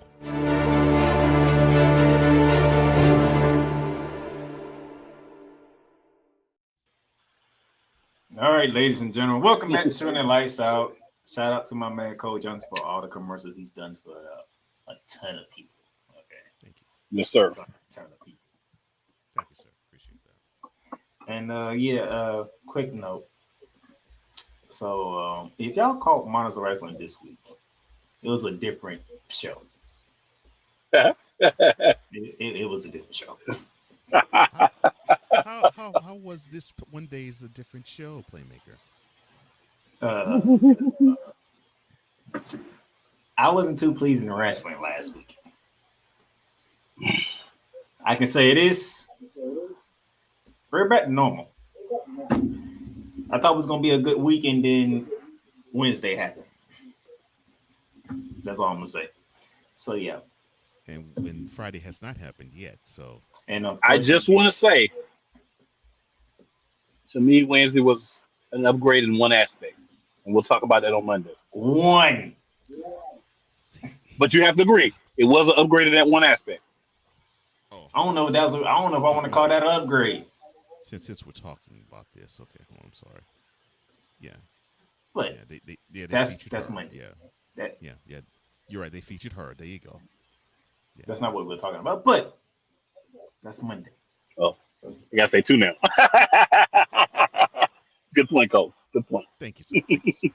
Appreciate that. But I appreciate you.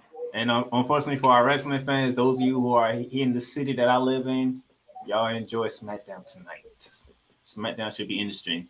And depending on what happens on SmackDown tonight, it's going to lead to a very interesting conversation between me and Crew McCain, featuring one superstar who I had picked to win Queen of the Wing after what happened or what she did on social media. There's definitely some breaking news that we need to discuss on Monday. Yeah, so that will be interesting. Yeah. But speaking of ladies, the WNBA is here, ladies and gentlemen. The most anticipated season in the W. And by the way, Cole Johnson, you did a good job covering the WNBA this week. Thank you, sir. It was the opening week conversations of the W. And then within 2 years, by 2026, we'll have two more teams on here. One team will be added next year, and the Golden State Valkyries. Perfect name. Perfect name. It's supposed to be two next year, and then two in when Toronto's added. That's what I'm thinking. Yeah, it's supposed to be 2 and 2. 2 the following year. That's what I thought. Yeah. They only added two teams. No, they said they were adding 2 in 2024, and then 2 in 20. Two in 2025 and 2 in 2026. They never picked the other city to go with Golden State. And then they picked Toronto. Yeah, but they haven't. Yeah, but I'm saying they still can. They still can, but they making that. Yeah, because there's still cities in the running. From reports, Charlotte's even in the running to get the Sting back. And I hope you get the Sting back. So I would switch it. I'm not gonna lie, y'all. I don't do this much, but if we get the Sting back, I'm bailing on a dream.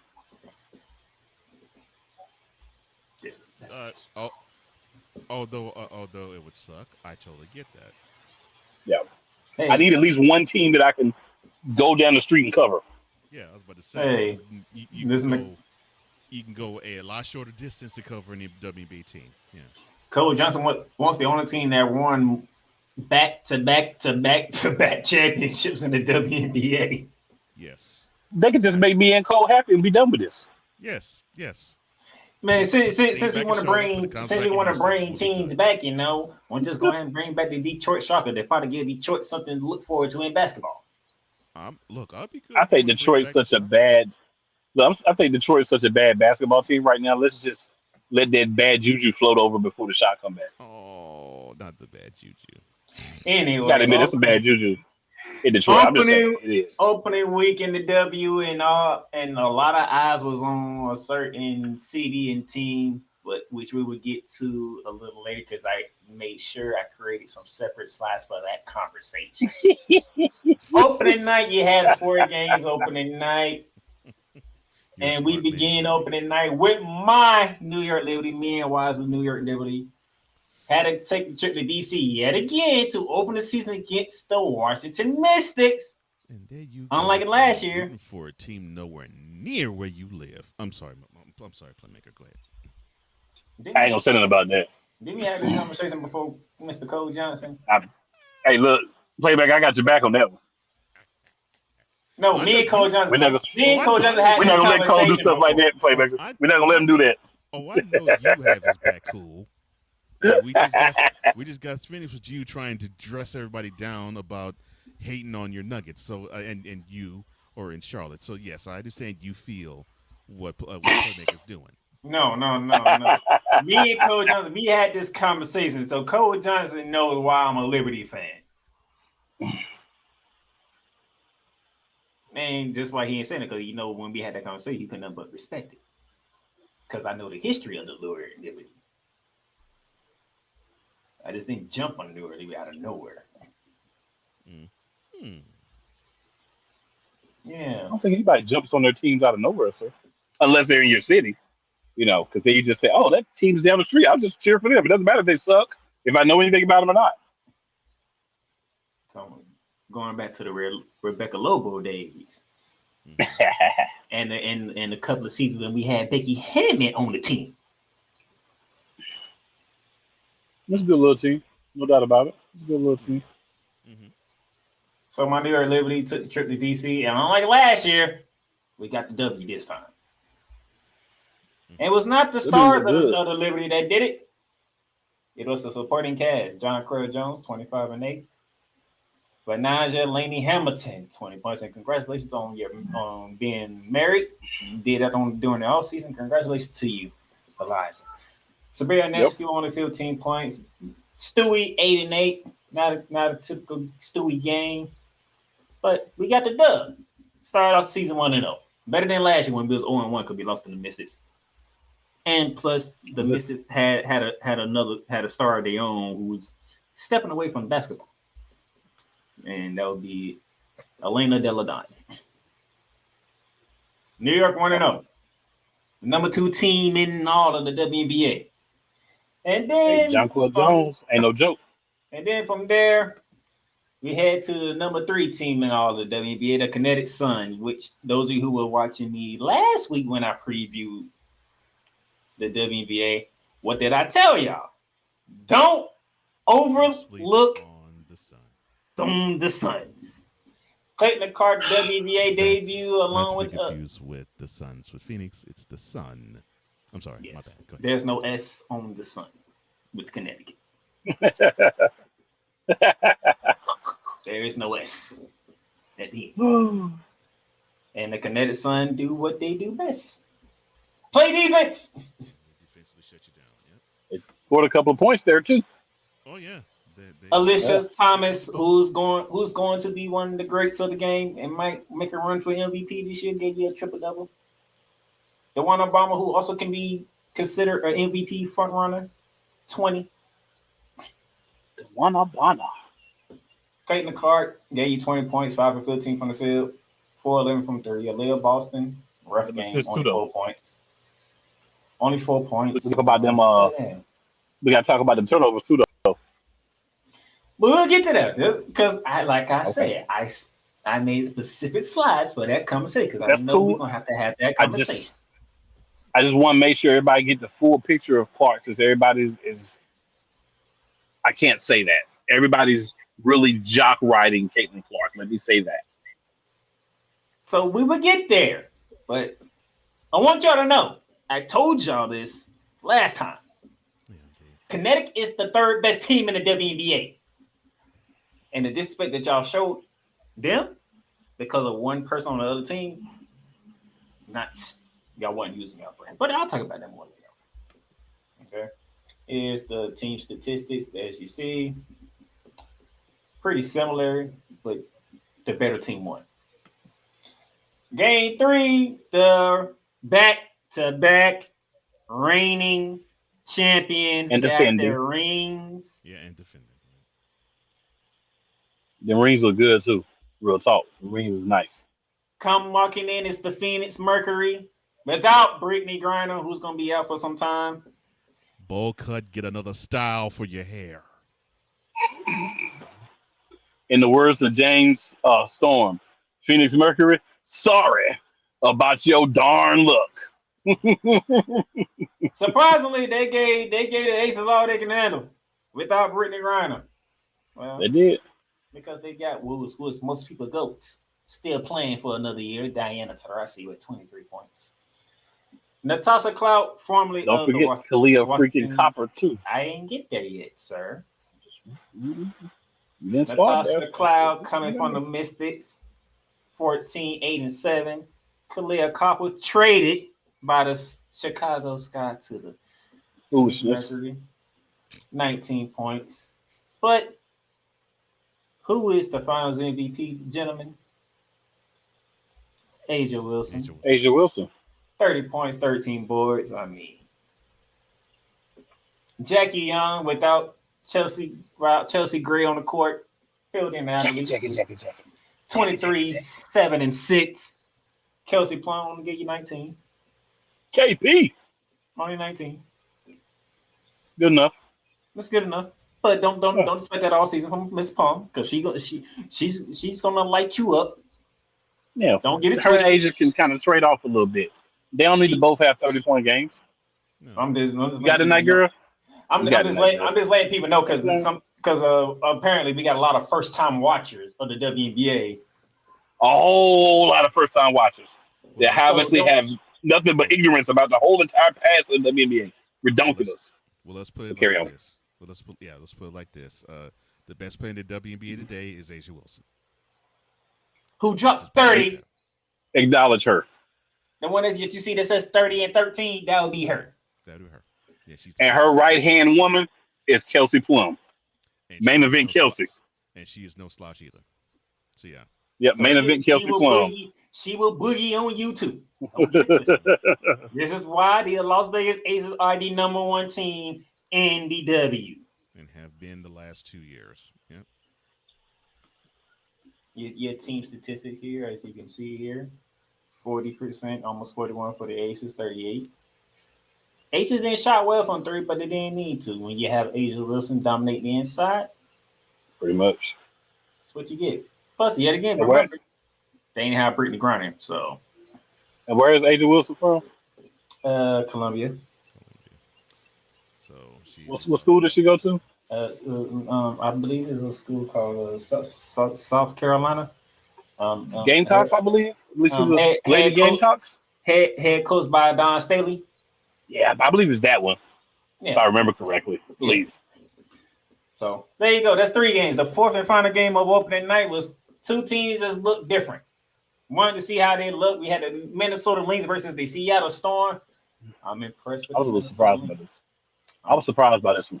I picked the Storm. Minnesota. I did too. Minnesota had. They got the. You know what I'm saying? They had different plans. You know. They got the goal. I mean, come on. I mean, it made sense. Alana Smith game high 22 points. Nafisa Collier 20 points with 12 boys. I mean, hey, they came out swinging. Yeah. I was looking at the Storm. I looked at their roster. I said, "Oh, they came Maguma. That's what I'm saying. Then you already had the gold mamba. I mean, come on. Smith is back in the W. She's with the Seattle Storm. And then the gold mamba. Those of you who don't know who the gold mamba is, that would be Joy Lloyd, who did not. Yes. He did not have a great game to start off. Nah. It happens though. Ain't nobody perfect. It happens. 3 for 19 from the field, 10 points. She did get 10 rebounds. How y'all let a guard get 10 rebounds? That's what I want to know. Especially a guard who's known to score, get 10 rebounds. I guess you said the scoring went on, so let me try to help out in other ways. So Minnesota, they got the 1-0 dub and dropped Seattle to 0-1. There's a battle who's the 14. You can say you can look at Seattle, you can look at Washington, you can look at Dallas. Seattle right now. I mean, the 4th spot is up for grabs, basically. But the top 3 teams: Las Vegas, New York, and Connecticut. Your team statistics right here. That was the opening night. The following night, we had some more rookies to debut. The Chicago Sun and Dallas Wing, where we get to see Angel Reese take the court. But no Camila Cardozo. No Camila Cardozo. She's going to be out for almost 2 months with the shoulder. Yeah. Which sucks. But when she get back and they got them Twin Towers. The Shot Towers. I call them the Shot Towers. Well, it makes sense since you already got the Chi-Town Barbie. But Angel Reese, I give her an okay game. You gave me 12 points, 8 boards in your first game. Don't like the Yeah, that's 5 not for bad. 14. Don't like that. But it's your first WNBA game. But you was in it. You was getting down dirty inside. You wanted to show that you ain't scared. But when you got Eureka Gumarali on the other side, that's a whole different story. And Gumarali gave you 25 with 7 dimes. She's a winner. She's trying to do some things that Dallas hasn't done. So she came out game 1 and was on point. So we shall see. But I'm gonna give Scott some time. You got Diamond DeShields in there as well. You got pieces. You missing Camila Cardozo. You got pieces. So I believe in Coach Witherspoon would get it together. They're missing a piece they should have too, but I digress. But remember I said that 4th spot is up for grab. Dallas is one of them teams that's trying to grab that 4th spot. There's some other teams trying to grab it too. And then we get to the closing game. Here's the team statistics. Here, and then we had the Atlanta Dream, who the team that's currently followed by McCain. They were in the City of Angels to take on the Los Angeles Sparks. And the Los Angeles Sparks, it might take them a while to get together too, because they got 2 rookies that I'm looking forward to, and Cameron breaking with Keita Jackson. They are good rookies. But hey, Howard with Tina Charles, oh my gosh. That's not fair. That's really not fair. Like, I'm looking at the lineup and I'm like, we about to be some trouble this year. Trouble. Oh, Johnson, you know about Tina Charles. Mm-hmm. You pair her up with Howard now? Wait, say it again. And Cheyenne Parker. Cheyenne Parker. Who also got married. Yep. Congratulations on her marriage, but you know about Tina Charles. And Alicia Gray on that beast too. That's not. And then Haley Jones that took over at point guard. I mean, Atlanta got a nice starting 5. I'm just saying. And they got some length out that piece too. Atlanta got a nice starting 5. I ain't gonna hold you. So yeah, Cameron Brick and Rakita Jackson, who's coming off the bench right now because you still got Lacey Brown. That's why I was saying there's other teams vying for their 4th spot too. The Lacey Brown, but Lacey Brown struggled against the Dream. Lacey Brown, that girl. Cameron Brick, 11 points, 4 for 6. Wasn't really too much involved in the offense. That's okay. They're young. It's gonna take time. We ain't expecting everybody to come out and start winning from the jump. No, you know what I'm saying. We ain't expecting that. But the Dream got the first dub of the season out the gate, and so that was Wednesday. We had one game on Amazon Prime that featured the Indiana Fever against the New York Liberty. And hold on. And this was also regular season game 7. Go ahead, sir. And as expected, New York Liberty walked into Indiana. Said, we got this. Y'all gotta learn first. Okay, you might get the hype, you might get the crowd, but you gotta learn first. You gotta crawl before you walk. And remember I told you don't worry about that first game that Stewie didn't show up because she let it be known in game 2. So you talking about this new one that's coming in? Let me show you. Don't forget about me. I got the reigning league MVP, by the way, ladies and gentlemen. If I get to mention after game 1, I'm telling y'all, it's not a game, man. It's not a game. 31 points, 10 boards. There are some ballers in this league. And by the way, not a game, bro. And what make it so bad? Brianna Stewart just did her thing. John Quell and BLH they did their thing in game 1. Sabrina hasn't done her thing yet.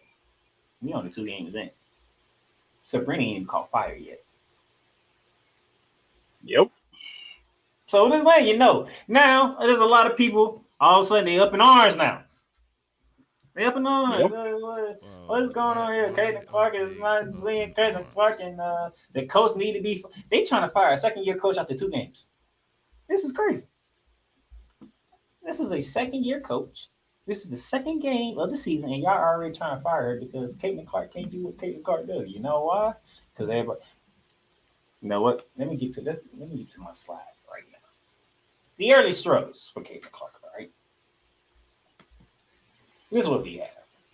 This is game 1 against the Kinetic Sun. 20 points, 5 of 15, 4 for 11, 3 assists, 4 fouls in 32 minutes, and she had 10 turnovers, which set the WNBA record.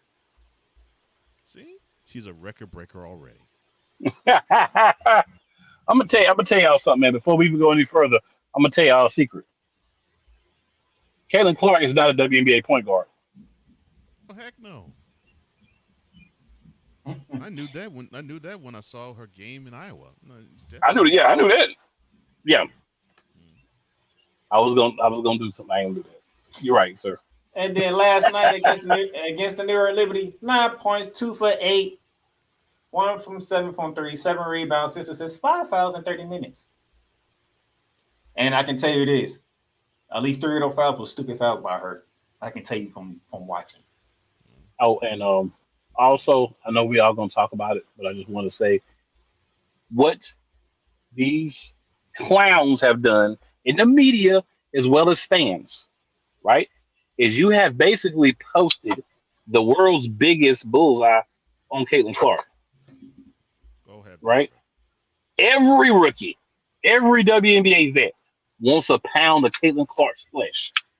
Every night, Caitlin Clark is going to get that work. The best defender's going to be on her. And they going to dog her on the offensive end, and they going to dog on the defensive end. You know why? Because they made everything Caitlin Clark is a savior of the WNBA. All them grown women that's been playing 5, 7, 3, 10 years in the WNBA. You don't think they got a problem with that? So I'm gonna go ahead and do this. I'm gonna start calling them the Clark sexuals, and your queen is gonna struggle early on. It's gonna happen. So Clark sexuals, you in for a long, long season. Cole Johnson, you know, I wanted to do you a favor, right? Because I knew you was coming on the show, right? You see what I put as the title of this slide? Yes. Early. This is exactly what she's finna go through. Who thought she wasn't? A lot of people. The Clark sexuals.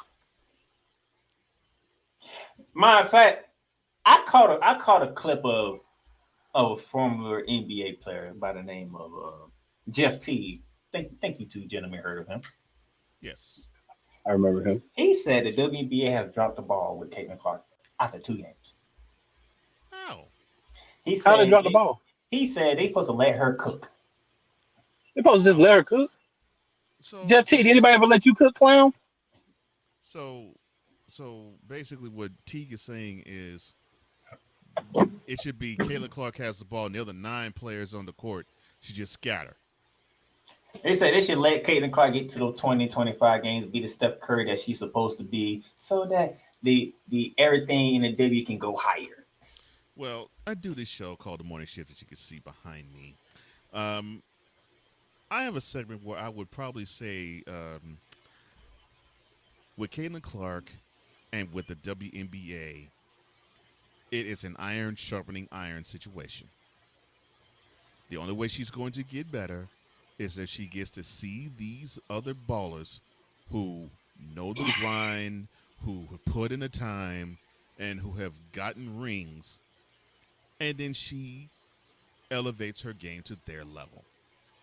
I mean, this is only her 2nd ever professional basketball game. So we think that she's going to do the same thing she did only 1 month removed when we saw her in Iowa going for the national championship. No. And you know, here's the funny thing. You know how these people was just hyping Caitlin Clark, right? Mm-hmm. Hyping Caitlin Clark. Cool, you see my comments in these comment sessions. You seen mine too, sir. What did I just call the Kinetic Sun? The 3rd best team in the W. What is the New York Liberty? The 2nd best team in the dub. those, and I'm not saying if you're a casual fan, I'm not taking this at you. I'm taking this to the people who know the game of the basketball, who have covered Wait till they play WNBA. the Aces. Hold on, Wait till they play the Aces. This Oh my is for God. y'all because y'all sat here and said, I'm taking Caitlin Clark over the Kinetic Sun. What is wrong with y'all? Cocaine is a heck of a drug. That's what's wrong with them. The casual fans, I'll let you pass because you don't know. But They ain't number Clark sexuals anyway, so they don't know no better. it's the people who know the game who've been speaking about the WNBA and wanting them to succeed so much. Y'all are rookies finna walk into Connecticut and take down the Connecticut Sun when they got their big three back. There's a lot of teams that they're not about to walk in there and walk over. They're gonna win some games. Caitlin Clark is gonna look good in certain games, but Steph Curry, and I want to back up to what you said about Steph Curry just for a quick second. Steph Curry didn't walk into the NBA and start shooting 30-footers. That's not how it went. No. Steph Curry had to struggle. Steph Curry had to get better. He had to go out there and do what Christian Brown needs to do, and shoot 2,000-3,000 jump shots a day in the off season, off days. You got to go work at your craft. And Caitlin's just getting there, so she hasn't had time to work at her craft on the WNBA level, the professional basketball level. She's going to be fine, but it ain't going to be this season. She'll have some glimpses this year. Give her a year or two. Then we're going to start seeing her get more comfortable. Maybe we see her body change a little bit more muscle. We see her look more like a WNBA player. That's when you're going to start to see the Caitlin Clark that you're expecting. It's just her Clark sexuals are expecting it too soon. And one thing, everybody's point fingers at everybody. What you need to point the fingers at is how the WNBA made their schedule. Because we just said her opening game was against the third best team in the league, right? Mm-hmm. Her home opener was against the second best team in the league, right? Mm-hmm. Cole Johnson, look at their schedule. Look at that schedule.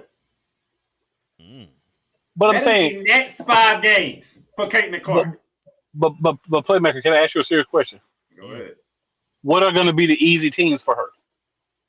A 3-game road trip. 4 out of the next 5. Like, what are going to be the teams that she's going to go out and really be able to just get off on right now? Her first game where she's going to be able to do what she can do is the Storm, because they just brought in basically a whole new team. Even though they veterans, it's a whole new team. It's going to take the Storm some time to figure each other out. The Sparks too. The Sparks is a good chance too. But you face your first 4 games is against the third best team and the second best team. Your first 4 games, and y'all act like Caitlin Clark is going to come in here and take over.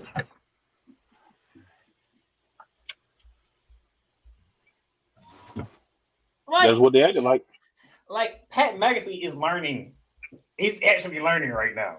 Because Pat McAfee is one that was on the Caitlin Clark train coming into the WNBA. He's actually learning right now because Pat do know his basketball. I ain't gonna shortchange Pat. He do know his basketball. And he don't know his WNBA though. I'll say he knows his basketball. I say he knows his basketball because now he realized, like, wait a minute. Yeah, that Connecticut Suns team is like a beast. I didn't know that. He was at the home opener last night and he realized, that New York team, that's different. That's different. Bona fide, verified, certified team. And guess what? The next 2 games is against those same 2 teams. Mm-hmm. So we're gonna see what the coaches learn from game 1 between both teams. What did Caitlin Clark learn from game 1s of both teams, and can she adjust? Because now you're going to New York. See, the last time you was in New York, it was in your favor. Because people was behind you when you went against LSU, and you went to the Barclays Center. It's straight liberty there. What do you mean, sir? Caitlin Clark, Clark sexuals are everywhere. Oh Lord. Trust me, trust me. I know the Barclays Center. It's gonna be Liberty down. No, it's gonna be Liberty down. And that's the home opener for the Liberty too. The Clark sexuals everywhere. Lord have mercy. So I'm just letting you know, her first 4 games is against the 2 of the 3 best teams in the league.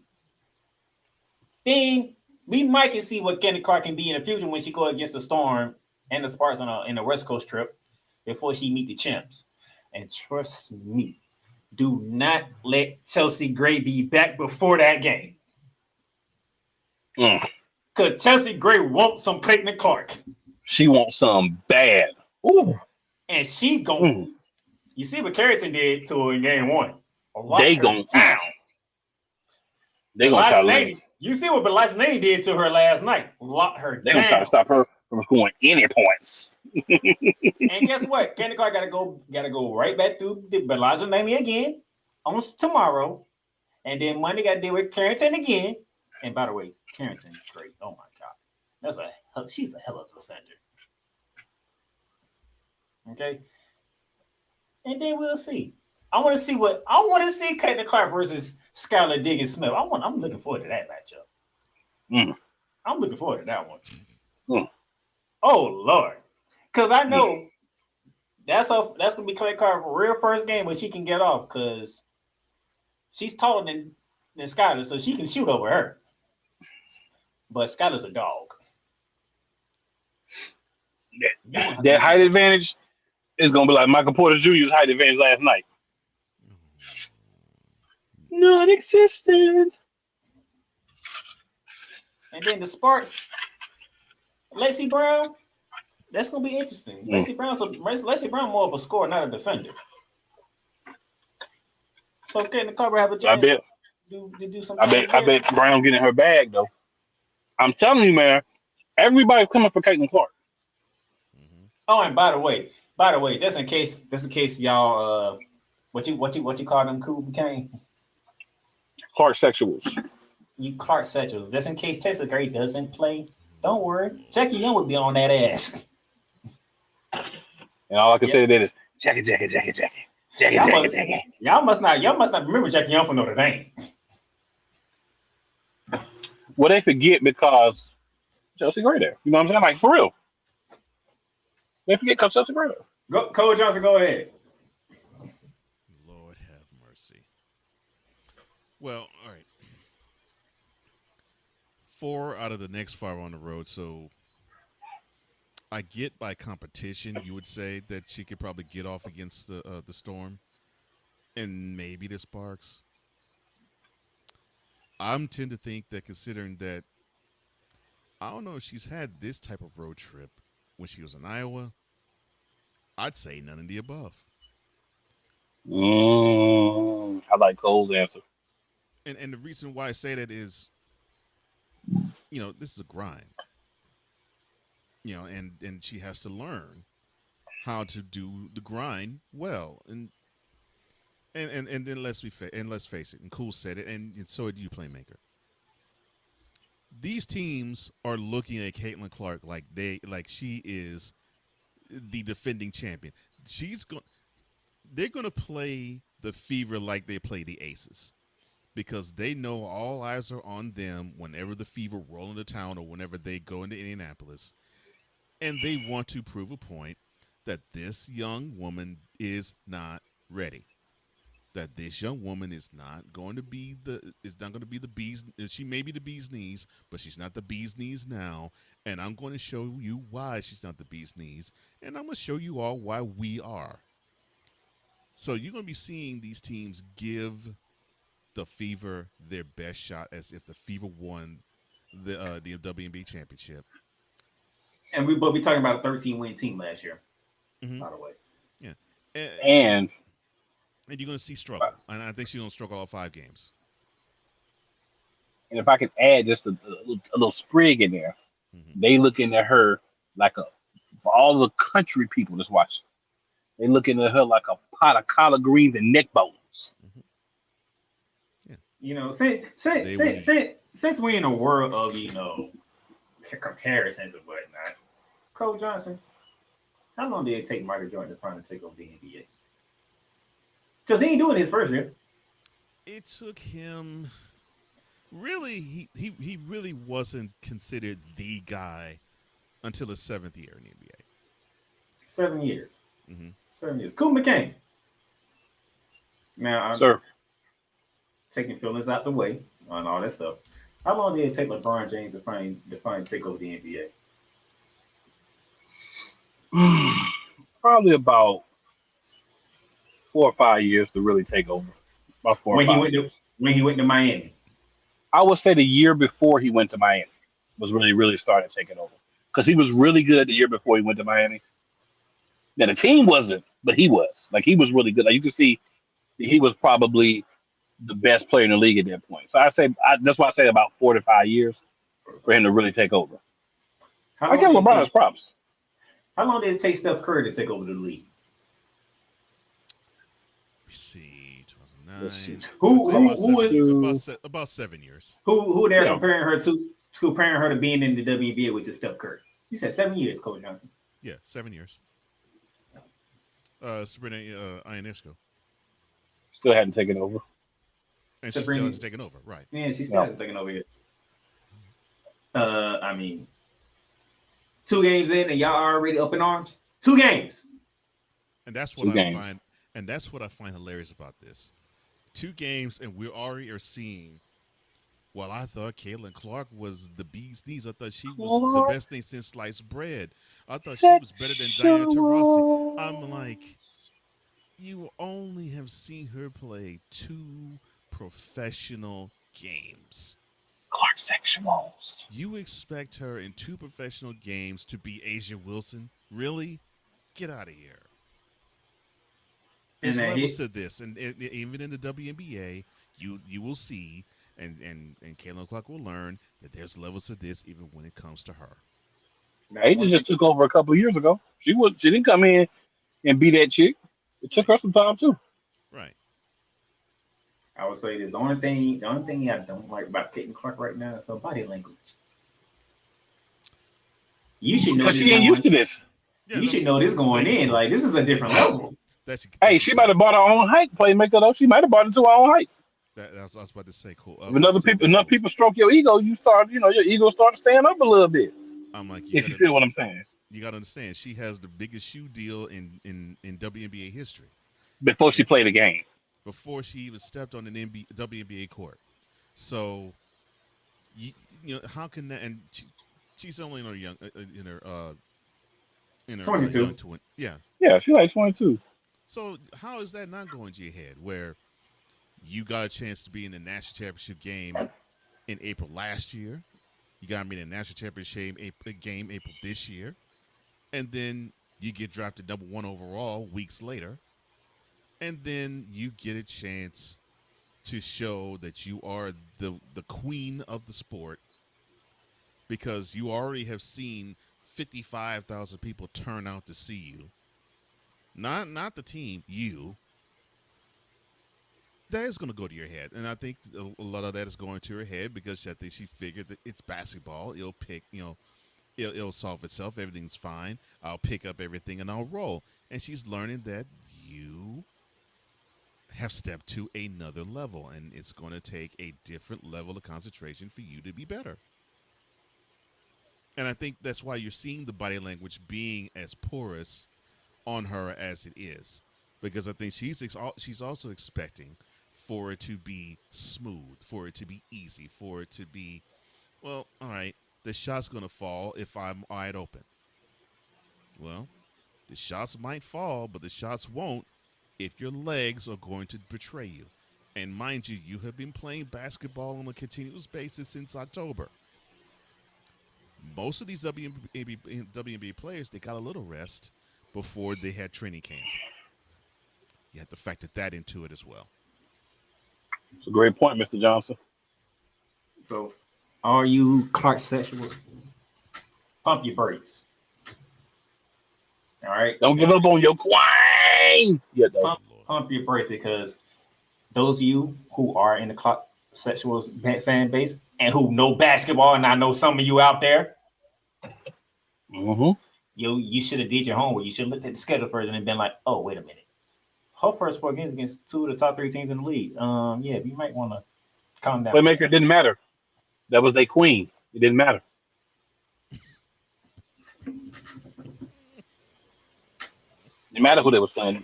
Real talk. It didn't matter who they was playing. They might as a queen.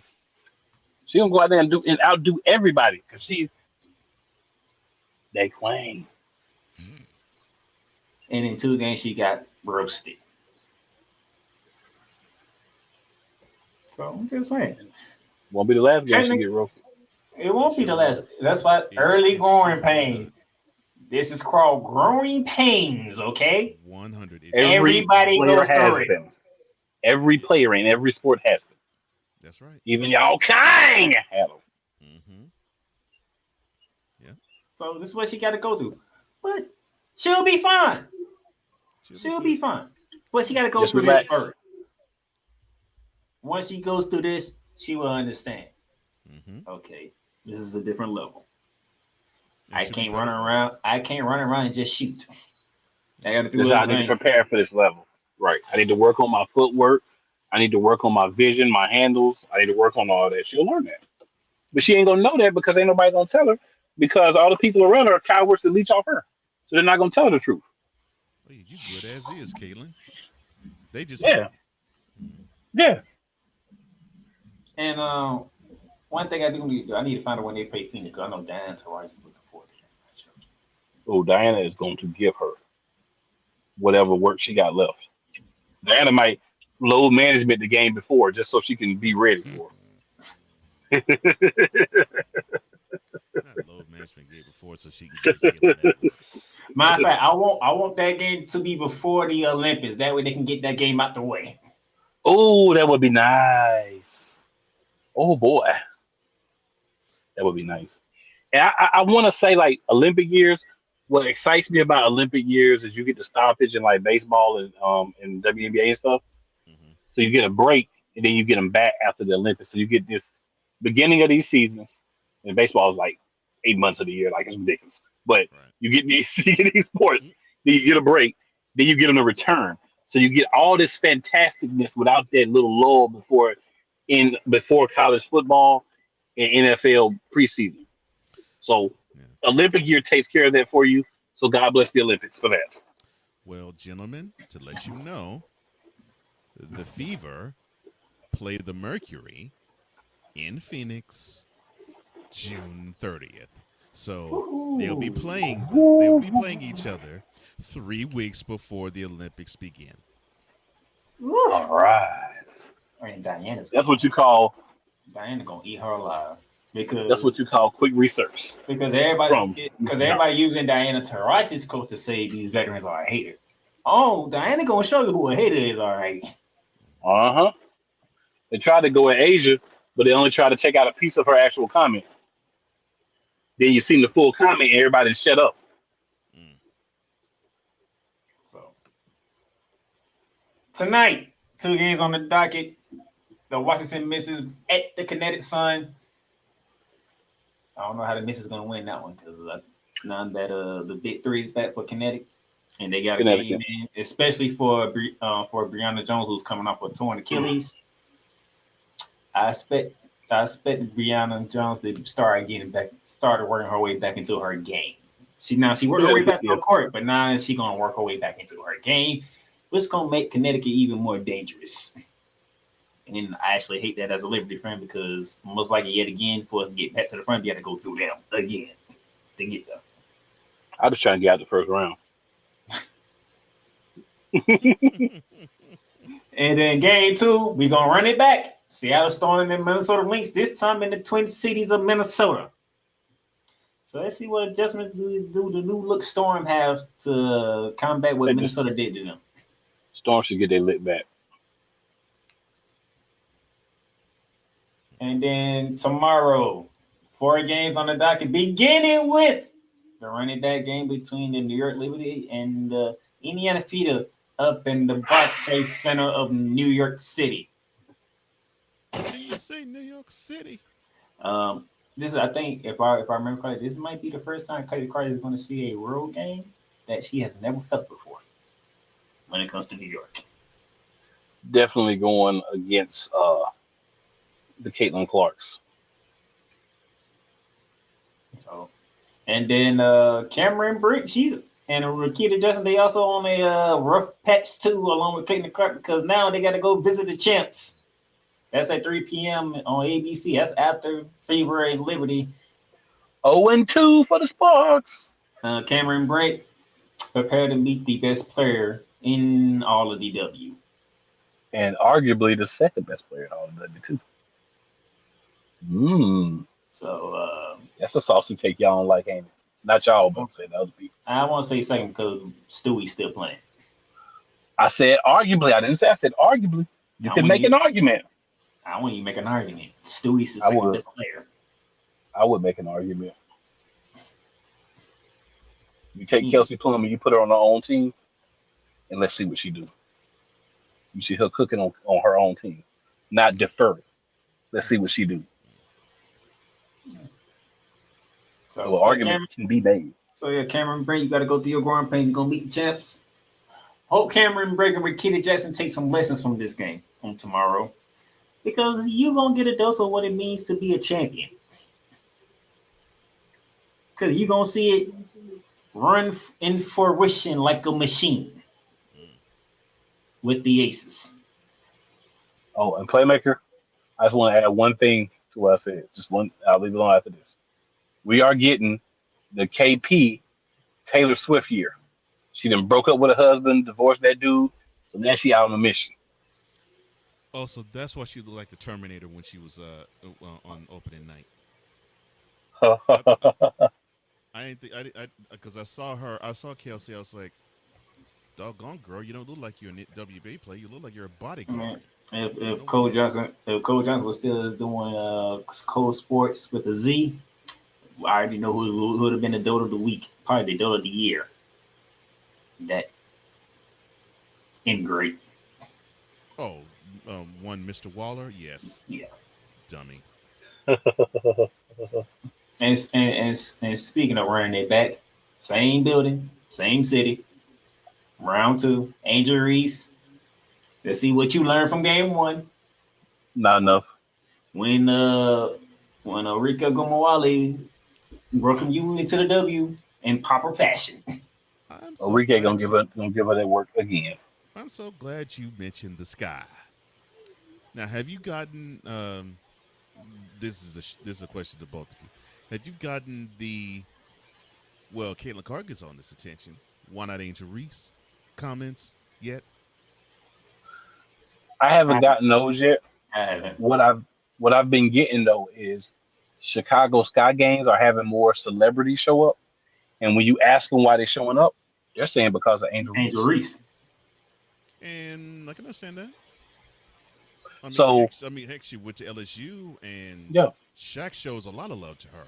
So and you know the funny thing is, this whole blowing up of Kate Clark didn't want to take off until Angel Reese got to her. Exactly. That's it. That's exactly why I bring that up. And they're friends. That's the ironic part. They're friends. And and they're cool with and they're girls. They're cool with each other. Yeah. They work out together and all kinds of stuff. So I'm just letting you know. But yeah, round 2, and then cool. Your dream would try to go 2-0. They will. They in Phoenix against Diane Taurasi and the Mercury. No Brittany Griner, obviously. Statement time. Let's get it. But the GOAT is still on the court. So anything can happen when she's on the court. Well, the GOAT just had a really good game, though. Remember, this is the thing that I want people, and this is not a knock at all. Taurasi can't get up every night like she used to. She's been around a long time. A long time. Are you talking about Taurasi P. Henson? Oh, no. I'm talking about Diana Taurasi. Really I think Diana been around longer than Taurasi P. Henson. Really, Cole Johnson, really. I couldn't resist, man. I couldn't resist. So that is the W. All right. So it's been an interesting week. Playoff basketball. We got one game 7 solidified. We're gonna see if we get 1 or 2 more between tonight and tomorrow in the NBA. We got one team in the conference finals, and Cole Johnson. You want to say anything to the Boston Celtics because they wipe their hands clean with the Cleveland Cavaliers? Yeah, I do. I want to say that yes, you have managed gentlemen sweeps against the Heat and the Cavaliers. People say they put the asterisk by that because they didn't have the best players. However, I'm going to balk at that because not your statement, Playmaker. I'm going to balk at that because you all, the Celtics, you all are much better than the Heat. Definitely without Jimmy Butler. You're actually better with him, but you're exceedingly better without him. And you were better than the Cavaliers. Yet you gifted a game to each of them. Gifted. Well, I love the word usage. And that gives me pause about this team. Because if you're going to basically going to take nights off in the playoffs against teams you know you're better than, what happens when you play a team, definitely the Knicks, that they just are gritty, they will grind, and they don't care how the game looks, and they don't care how you look. As long as they have one more point than you, they want the W. When you have a team that is willing to put more effort into the game than you, will you stand up to that pressure? And that is a question that you should not have to ask a Jason Tatum and a Jaylen Brown-led team. Yet here we are, and we are asking that question. All right. Cool, McCain. This brother jumped in my head and stole what I had to say. He literally jumped in my head and stole what I had to say. I want to come for you with the Celtics. I'm coming to you. Any message to your Nuggets going into tomorrow? Oh, yes. Win or go home. Cole Johnson, the minute flavors are saying the two favorite words. Game 7.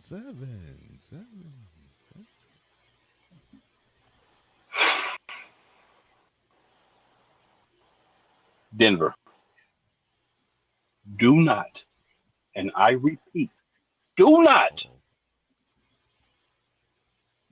I don't care what you got to do. I don't care how hard you got. I don't care. Play out. Only thing, do not lose this game.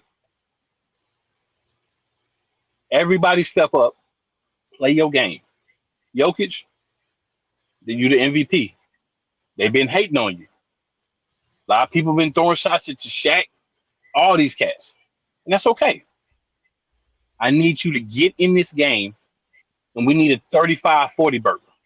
Murray, I don't know what's going on with the elbow. Maybe you got to do assists. You know what I'm saying? Maybe you take it in, kick the passes out, do whatever you got to do. Michael Porter Jr., Aaron Gordon, 20 each. Y'all can't put 20 points up this game. Y'all don't want to advance. Bench, when you get in the game, you do what you do. Anthony Edwards is going to get his. That's fine. Don't let everybody else get theirs too. You beat them 3 games in a row. You know what it takes to beat this team. There's no more chances. It's either win or go home. Do not go home. I need to keep popping. Spit. I need y'all to win for that to happen. We going back to back. I don't care what nobody thinks. Stephen A. Smith, remember when they was 2-0 and you was talking about they over? That's why I call you the nigger night. That's why. And you're supposed to be the basketball player. You're supposed to play basketball. And you thought it was going to be over 0-2? To his defense, sit your monkey clown hind parts down. To his defense, he did come on national television and apologize. I don't care about his apology. Shut your mouth to begin when you ain't got to apologize. Wow. You going hard at Stephen A. What about Charles Barkley? Charles Barkley wrong all the time. Who mad at Charles Barkley for being wrong? When Charles Barkley pick you to win, when Charles Barkley pick you to win is when you get nervous. Wrong all the time. Is it not? Well, see, my thing. Here's my thing. Yeah, my thing is one guy is like telling people to shut up because he's doing his job, and the other guy run on that television. He apologized. He was man enough to say, "I'm sorry, I was wrong." But you shouldn't have said it. I get that part. Okay. So then you understand why I don't care about his little apology. I get that on part. His apology. A mutual friend of Mountain Dew pissed on his apology. A mutual friend of all three, I told him he needed to apologize to the Connecticut for what he said. I don't think he did it, but hey man, Stephen A. Smith have all these outrageous, gregarious takes, And nobody don't ever say nothing because he'll get on and say, okay, guys, I was wrong. They were not finished.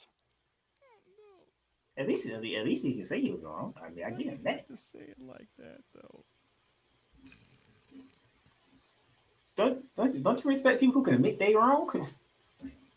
I respect people who use some basketball knowledge when they claim they played the game and say, hey, they are down 2-0, looking a little gloomy, but we got to see what happens the next game because now they're facing elimination. Because basically, you go down 3-0, you're done. That's it. Yeah. I'm with you. But I'm with you from the beginning. I'm just saying. Like, ain't they the reigning champions? And like, he just gonna work them up like that? Like what are we doing here? Yeah. Then you want to come back and do what you always do, the same old trash apology you always give.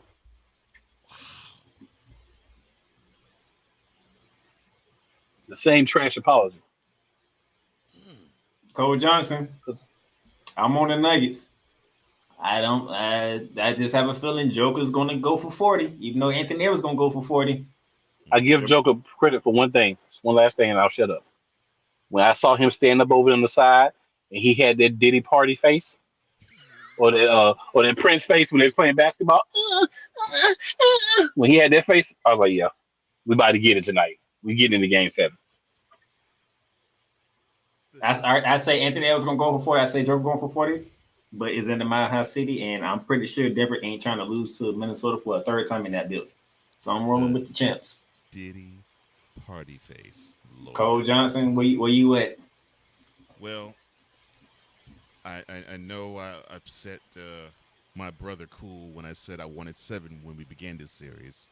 It's Cole's fault. It's all Cole's fault. But I'm happy. I'll take that fault. I ain't apologizing for a thing. Yeah, don't be Stephen A. Smith. Stand by it, sir. That's Don't be right. Stephen A. Smith. As the children say, I'm standing on business. I wanted 7. I got 7. You got it. I don't believe, and I'm not saying this because Cool's here. This is what I believe. I don't believe that the Timberwolves have enough experience to overtake the defending champs yet. I think this is a great learning experience for them. I think they needed to have this type of series so they know that they can actually hang with a team like the Nuggets. They don't have enough to beat them. And when I say enough, they have the talent. I'm not sure if they have the moxie to go into Denver in a Game 7 situation where the opposing team is going to play with probably even more desperation than you. And even if that home team did not have a championship, that is one extra layer. But this team also is defending champs, and defending champs fight with a little bit more of a fight than a normal team would if they are defending home court in a 7th game. Especially when you get beat by 45, so you know everybody's on your ass. And then they have the added motivation that I think Minnesota did us a favor. Yeah, and they had the added motivation that they are coming off of a 45-point thumping. And so they believe now that this team is going to come into their building, and they're going to think it's house money. And I know Mike Malone is getting in their behinds now. They got in his behinds probably when they were flying back to Denver. No, did he? And probably will get in their behinds before they tip off Sunday, and definitely will get in their behinds tomorrow, and actually saying that this team disrespects you. You should show them what we do to teams that disrespect us. And they should put it out on them. And I don't see the Timberwolves having enough experience to overthrow the Nuggets, especially in Denver.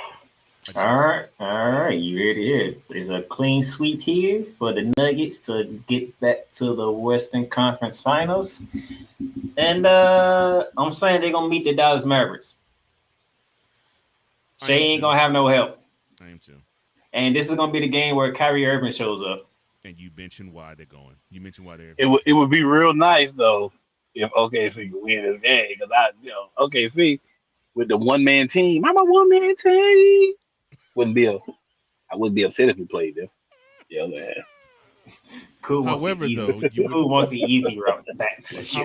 However, though, I'm just kidding. However, though, you would not have the home court advantage against the Thunder. have that.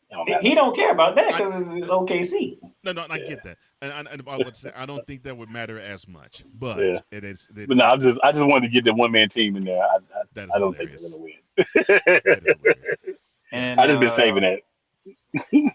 Madison Square Garden, get ready for a Game 7 on Sunday. I agree. 3:30. Yeah, I agree. I feel that Tyrese Halliburton finna go back and drop 35 like he did in Games 3 and 4. Miles Turner not gonna get destroyed on the boards like he did in Game 5. And we might have a Pascal Siakam sighting. He's been the main consistent one out of the whole darn team. No, I mean one that's even more pronounced than. Yeah, like we need to get something done. You calling for Spicy P? We want a Toronto Pascal sighting.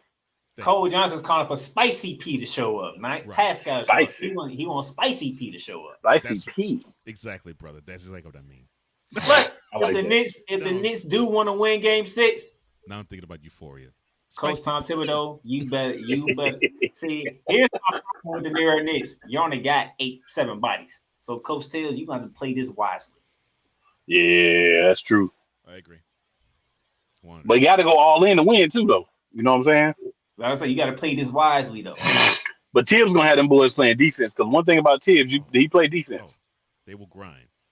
Grind, they'll ball. Any Tibbs he'll put the daggone ball boy out there and he'll give him 10, 15 minutes on defense. Any Tibbs team, they will not be short on effort and they will be not short on playing defense.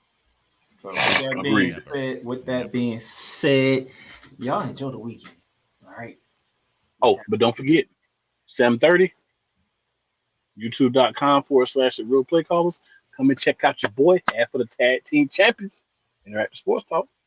We're gonna be live, and it's gonna be a nanny. Check Cool McCain out tonight. Y'all enjoy the weekend. You enjoy your hockey playoffs, enjoy your NBA playoffs, enjoy your WNBA season. Matter of fact, even enjoy the PGA Championship. That's right. Yeah, I gotta check what happened with my boy. They locked him up and everything. So he made it. He went 500 today. They had him in there playing Akon. I'm locked up. They won't let me out. He got out and shot 500 today. They put him at 900 for the tournament. That's good. So he's in the mix. That's good. So enjoy all that. And did they play? Did they say convict before everyone is shots? And programming note, I know y'all used to me doing shows on Wednesdays and Fridays. I'll be back Monday. Oh, you want to preview the conference finals? I'll be back. Okay. I'll be back Monday. What time you gonna be on Monday, Playmaker? You gotta let them know what time. So Monday gonna be around about probably 2:00. Because me and you got to do Monarchs and Wrestling. Yeah, we got a little business around 6:30. You know what I'm saying? I might be going on around 2:00. But before you get to me at 2:00 on Monday, Cole Johnson with the morning show 8:00 in the morning. That's right. Be there or be square. And if you haven't been watching, go back and watch the videos. They good. Thank you, brother. So I appreciate that. I know Cole Johnson will be busy on Monday, so you won't be joining me. Right. On that Monday show. So I might be solo as my co-host. He'll be getting ready for Monarchs of Wrestling, making sure everything's on point, ready to go. Mm-hmm. Yeah. So you'll get me solo Monday, and I'll be here. Most likely to preview championship, conference championship. Might slide on for a little bit. You never know. Because we'll be down to the Final Four, in my estimation. And then we're gonna recap the weekend that took place in the WNBA. We're gonna see if Caitlin Clark or the rookies, found their footing yet, or they still going through their growing pains. So y'all catch me Monday. Catch Cole Johnson on the morning show Monday through Fridays 8 a.m. Eastern Standard Time. That's right. And then Cool McCain will be live tonight. Sports Callers. Then he'll be 7:30. Play callers. Then me and him Monday evening again. Get ready for Monday night Raw. And then Wednesday. Eagles Elite. Already. 8:30 p.m. EST, y'all. I'm down to 3 right now. All 3 of them. And speaking of which, go back and catch Rambly Talk from yesterday. Good show, by the way, bro. I actually did watch that. It was a good show. I gave you some behind the grind from episode 1, along with the NFL schedule release. So thank y'all for tuning in on this edition of Shooting Lights Out, sponsored by Fanatics, Paramount Plus, and Lids. For Cole Johnson, Cool McCain, I am the Playmaker down there, Sellers. We'll catch y'all next week. Put some respect on the names. I'll let you. You've done great, but you can't stop here. You can't stop now. You gotta keep going. Through all your trials and your tribulations, you gotta keep pushing. Now, finish your canvas. Yeah, gotta get it out the mud, that's the only way to win. Who am I to point the finger like I never ever seen? Been through the ups and downs like the letter N. They don't let you through the door, better kick that again. Cause that's the only way to win. That's the only way to go. Gotta get it out the mud. Gotta get it out the floor. Cause that's the only way to go. Let's go. Thank you for tuning in to today's episode. If you want to follow the podcast, you can follow it on all streaming platforms, including Apple Podcasts, Google Podcasts, Spotify, Stitcher, and a whole lot more. This has been Shooting Lights Out.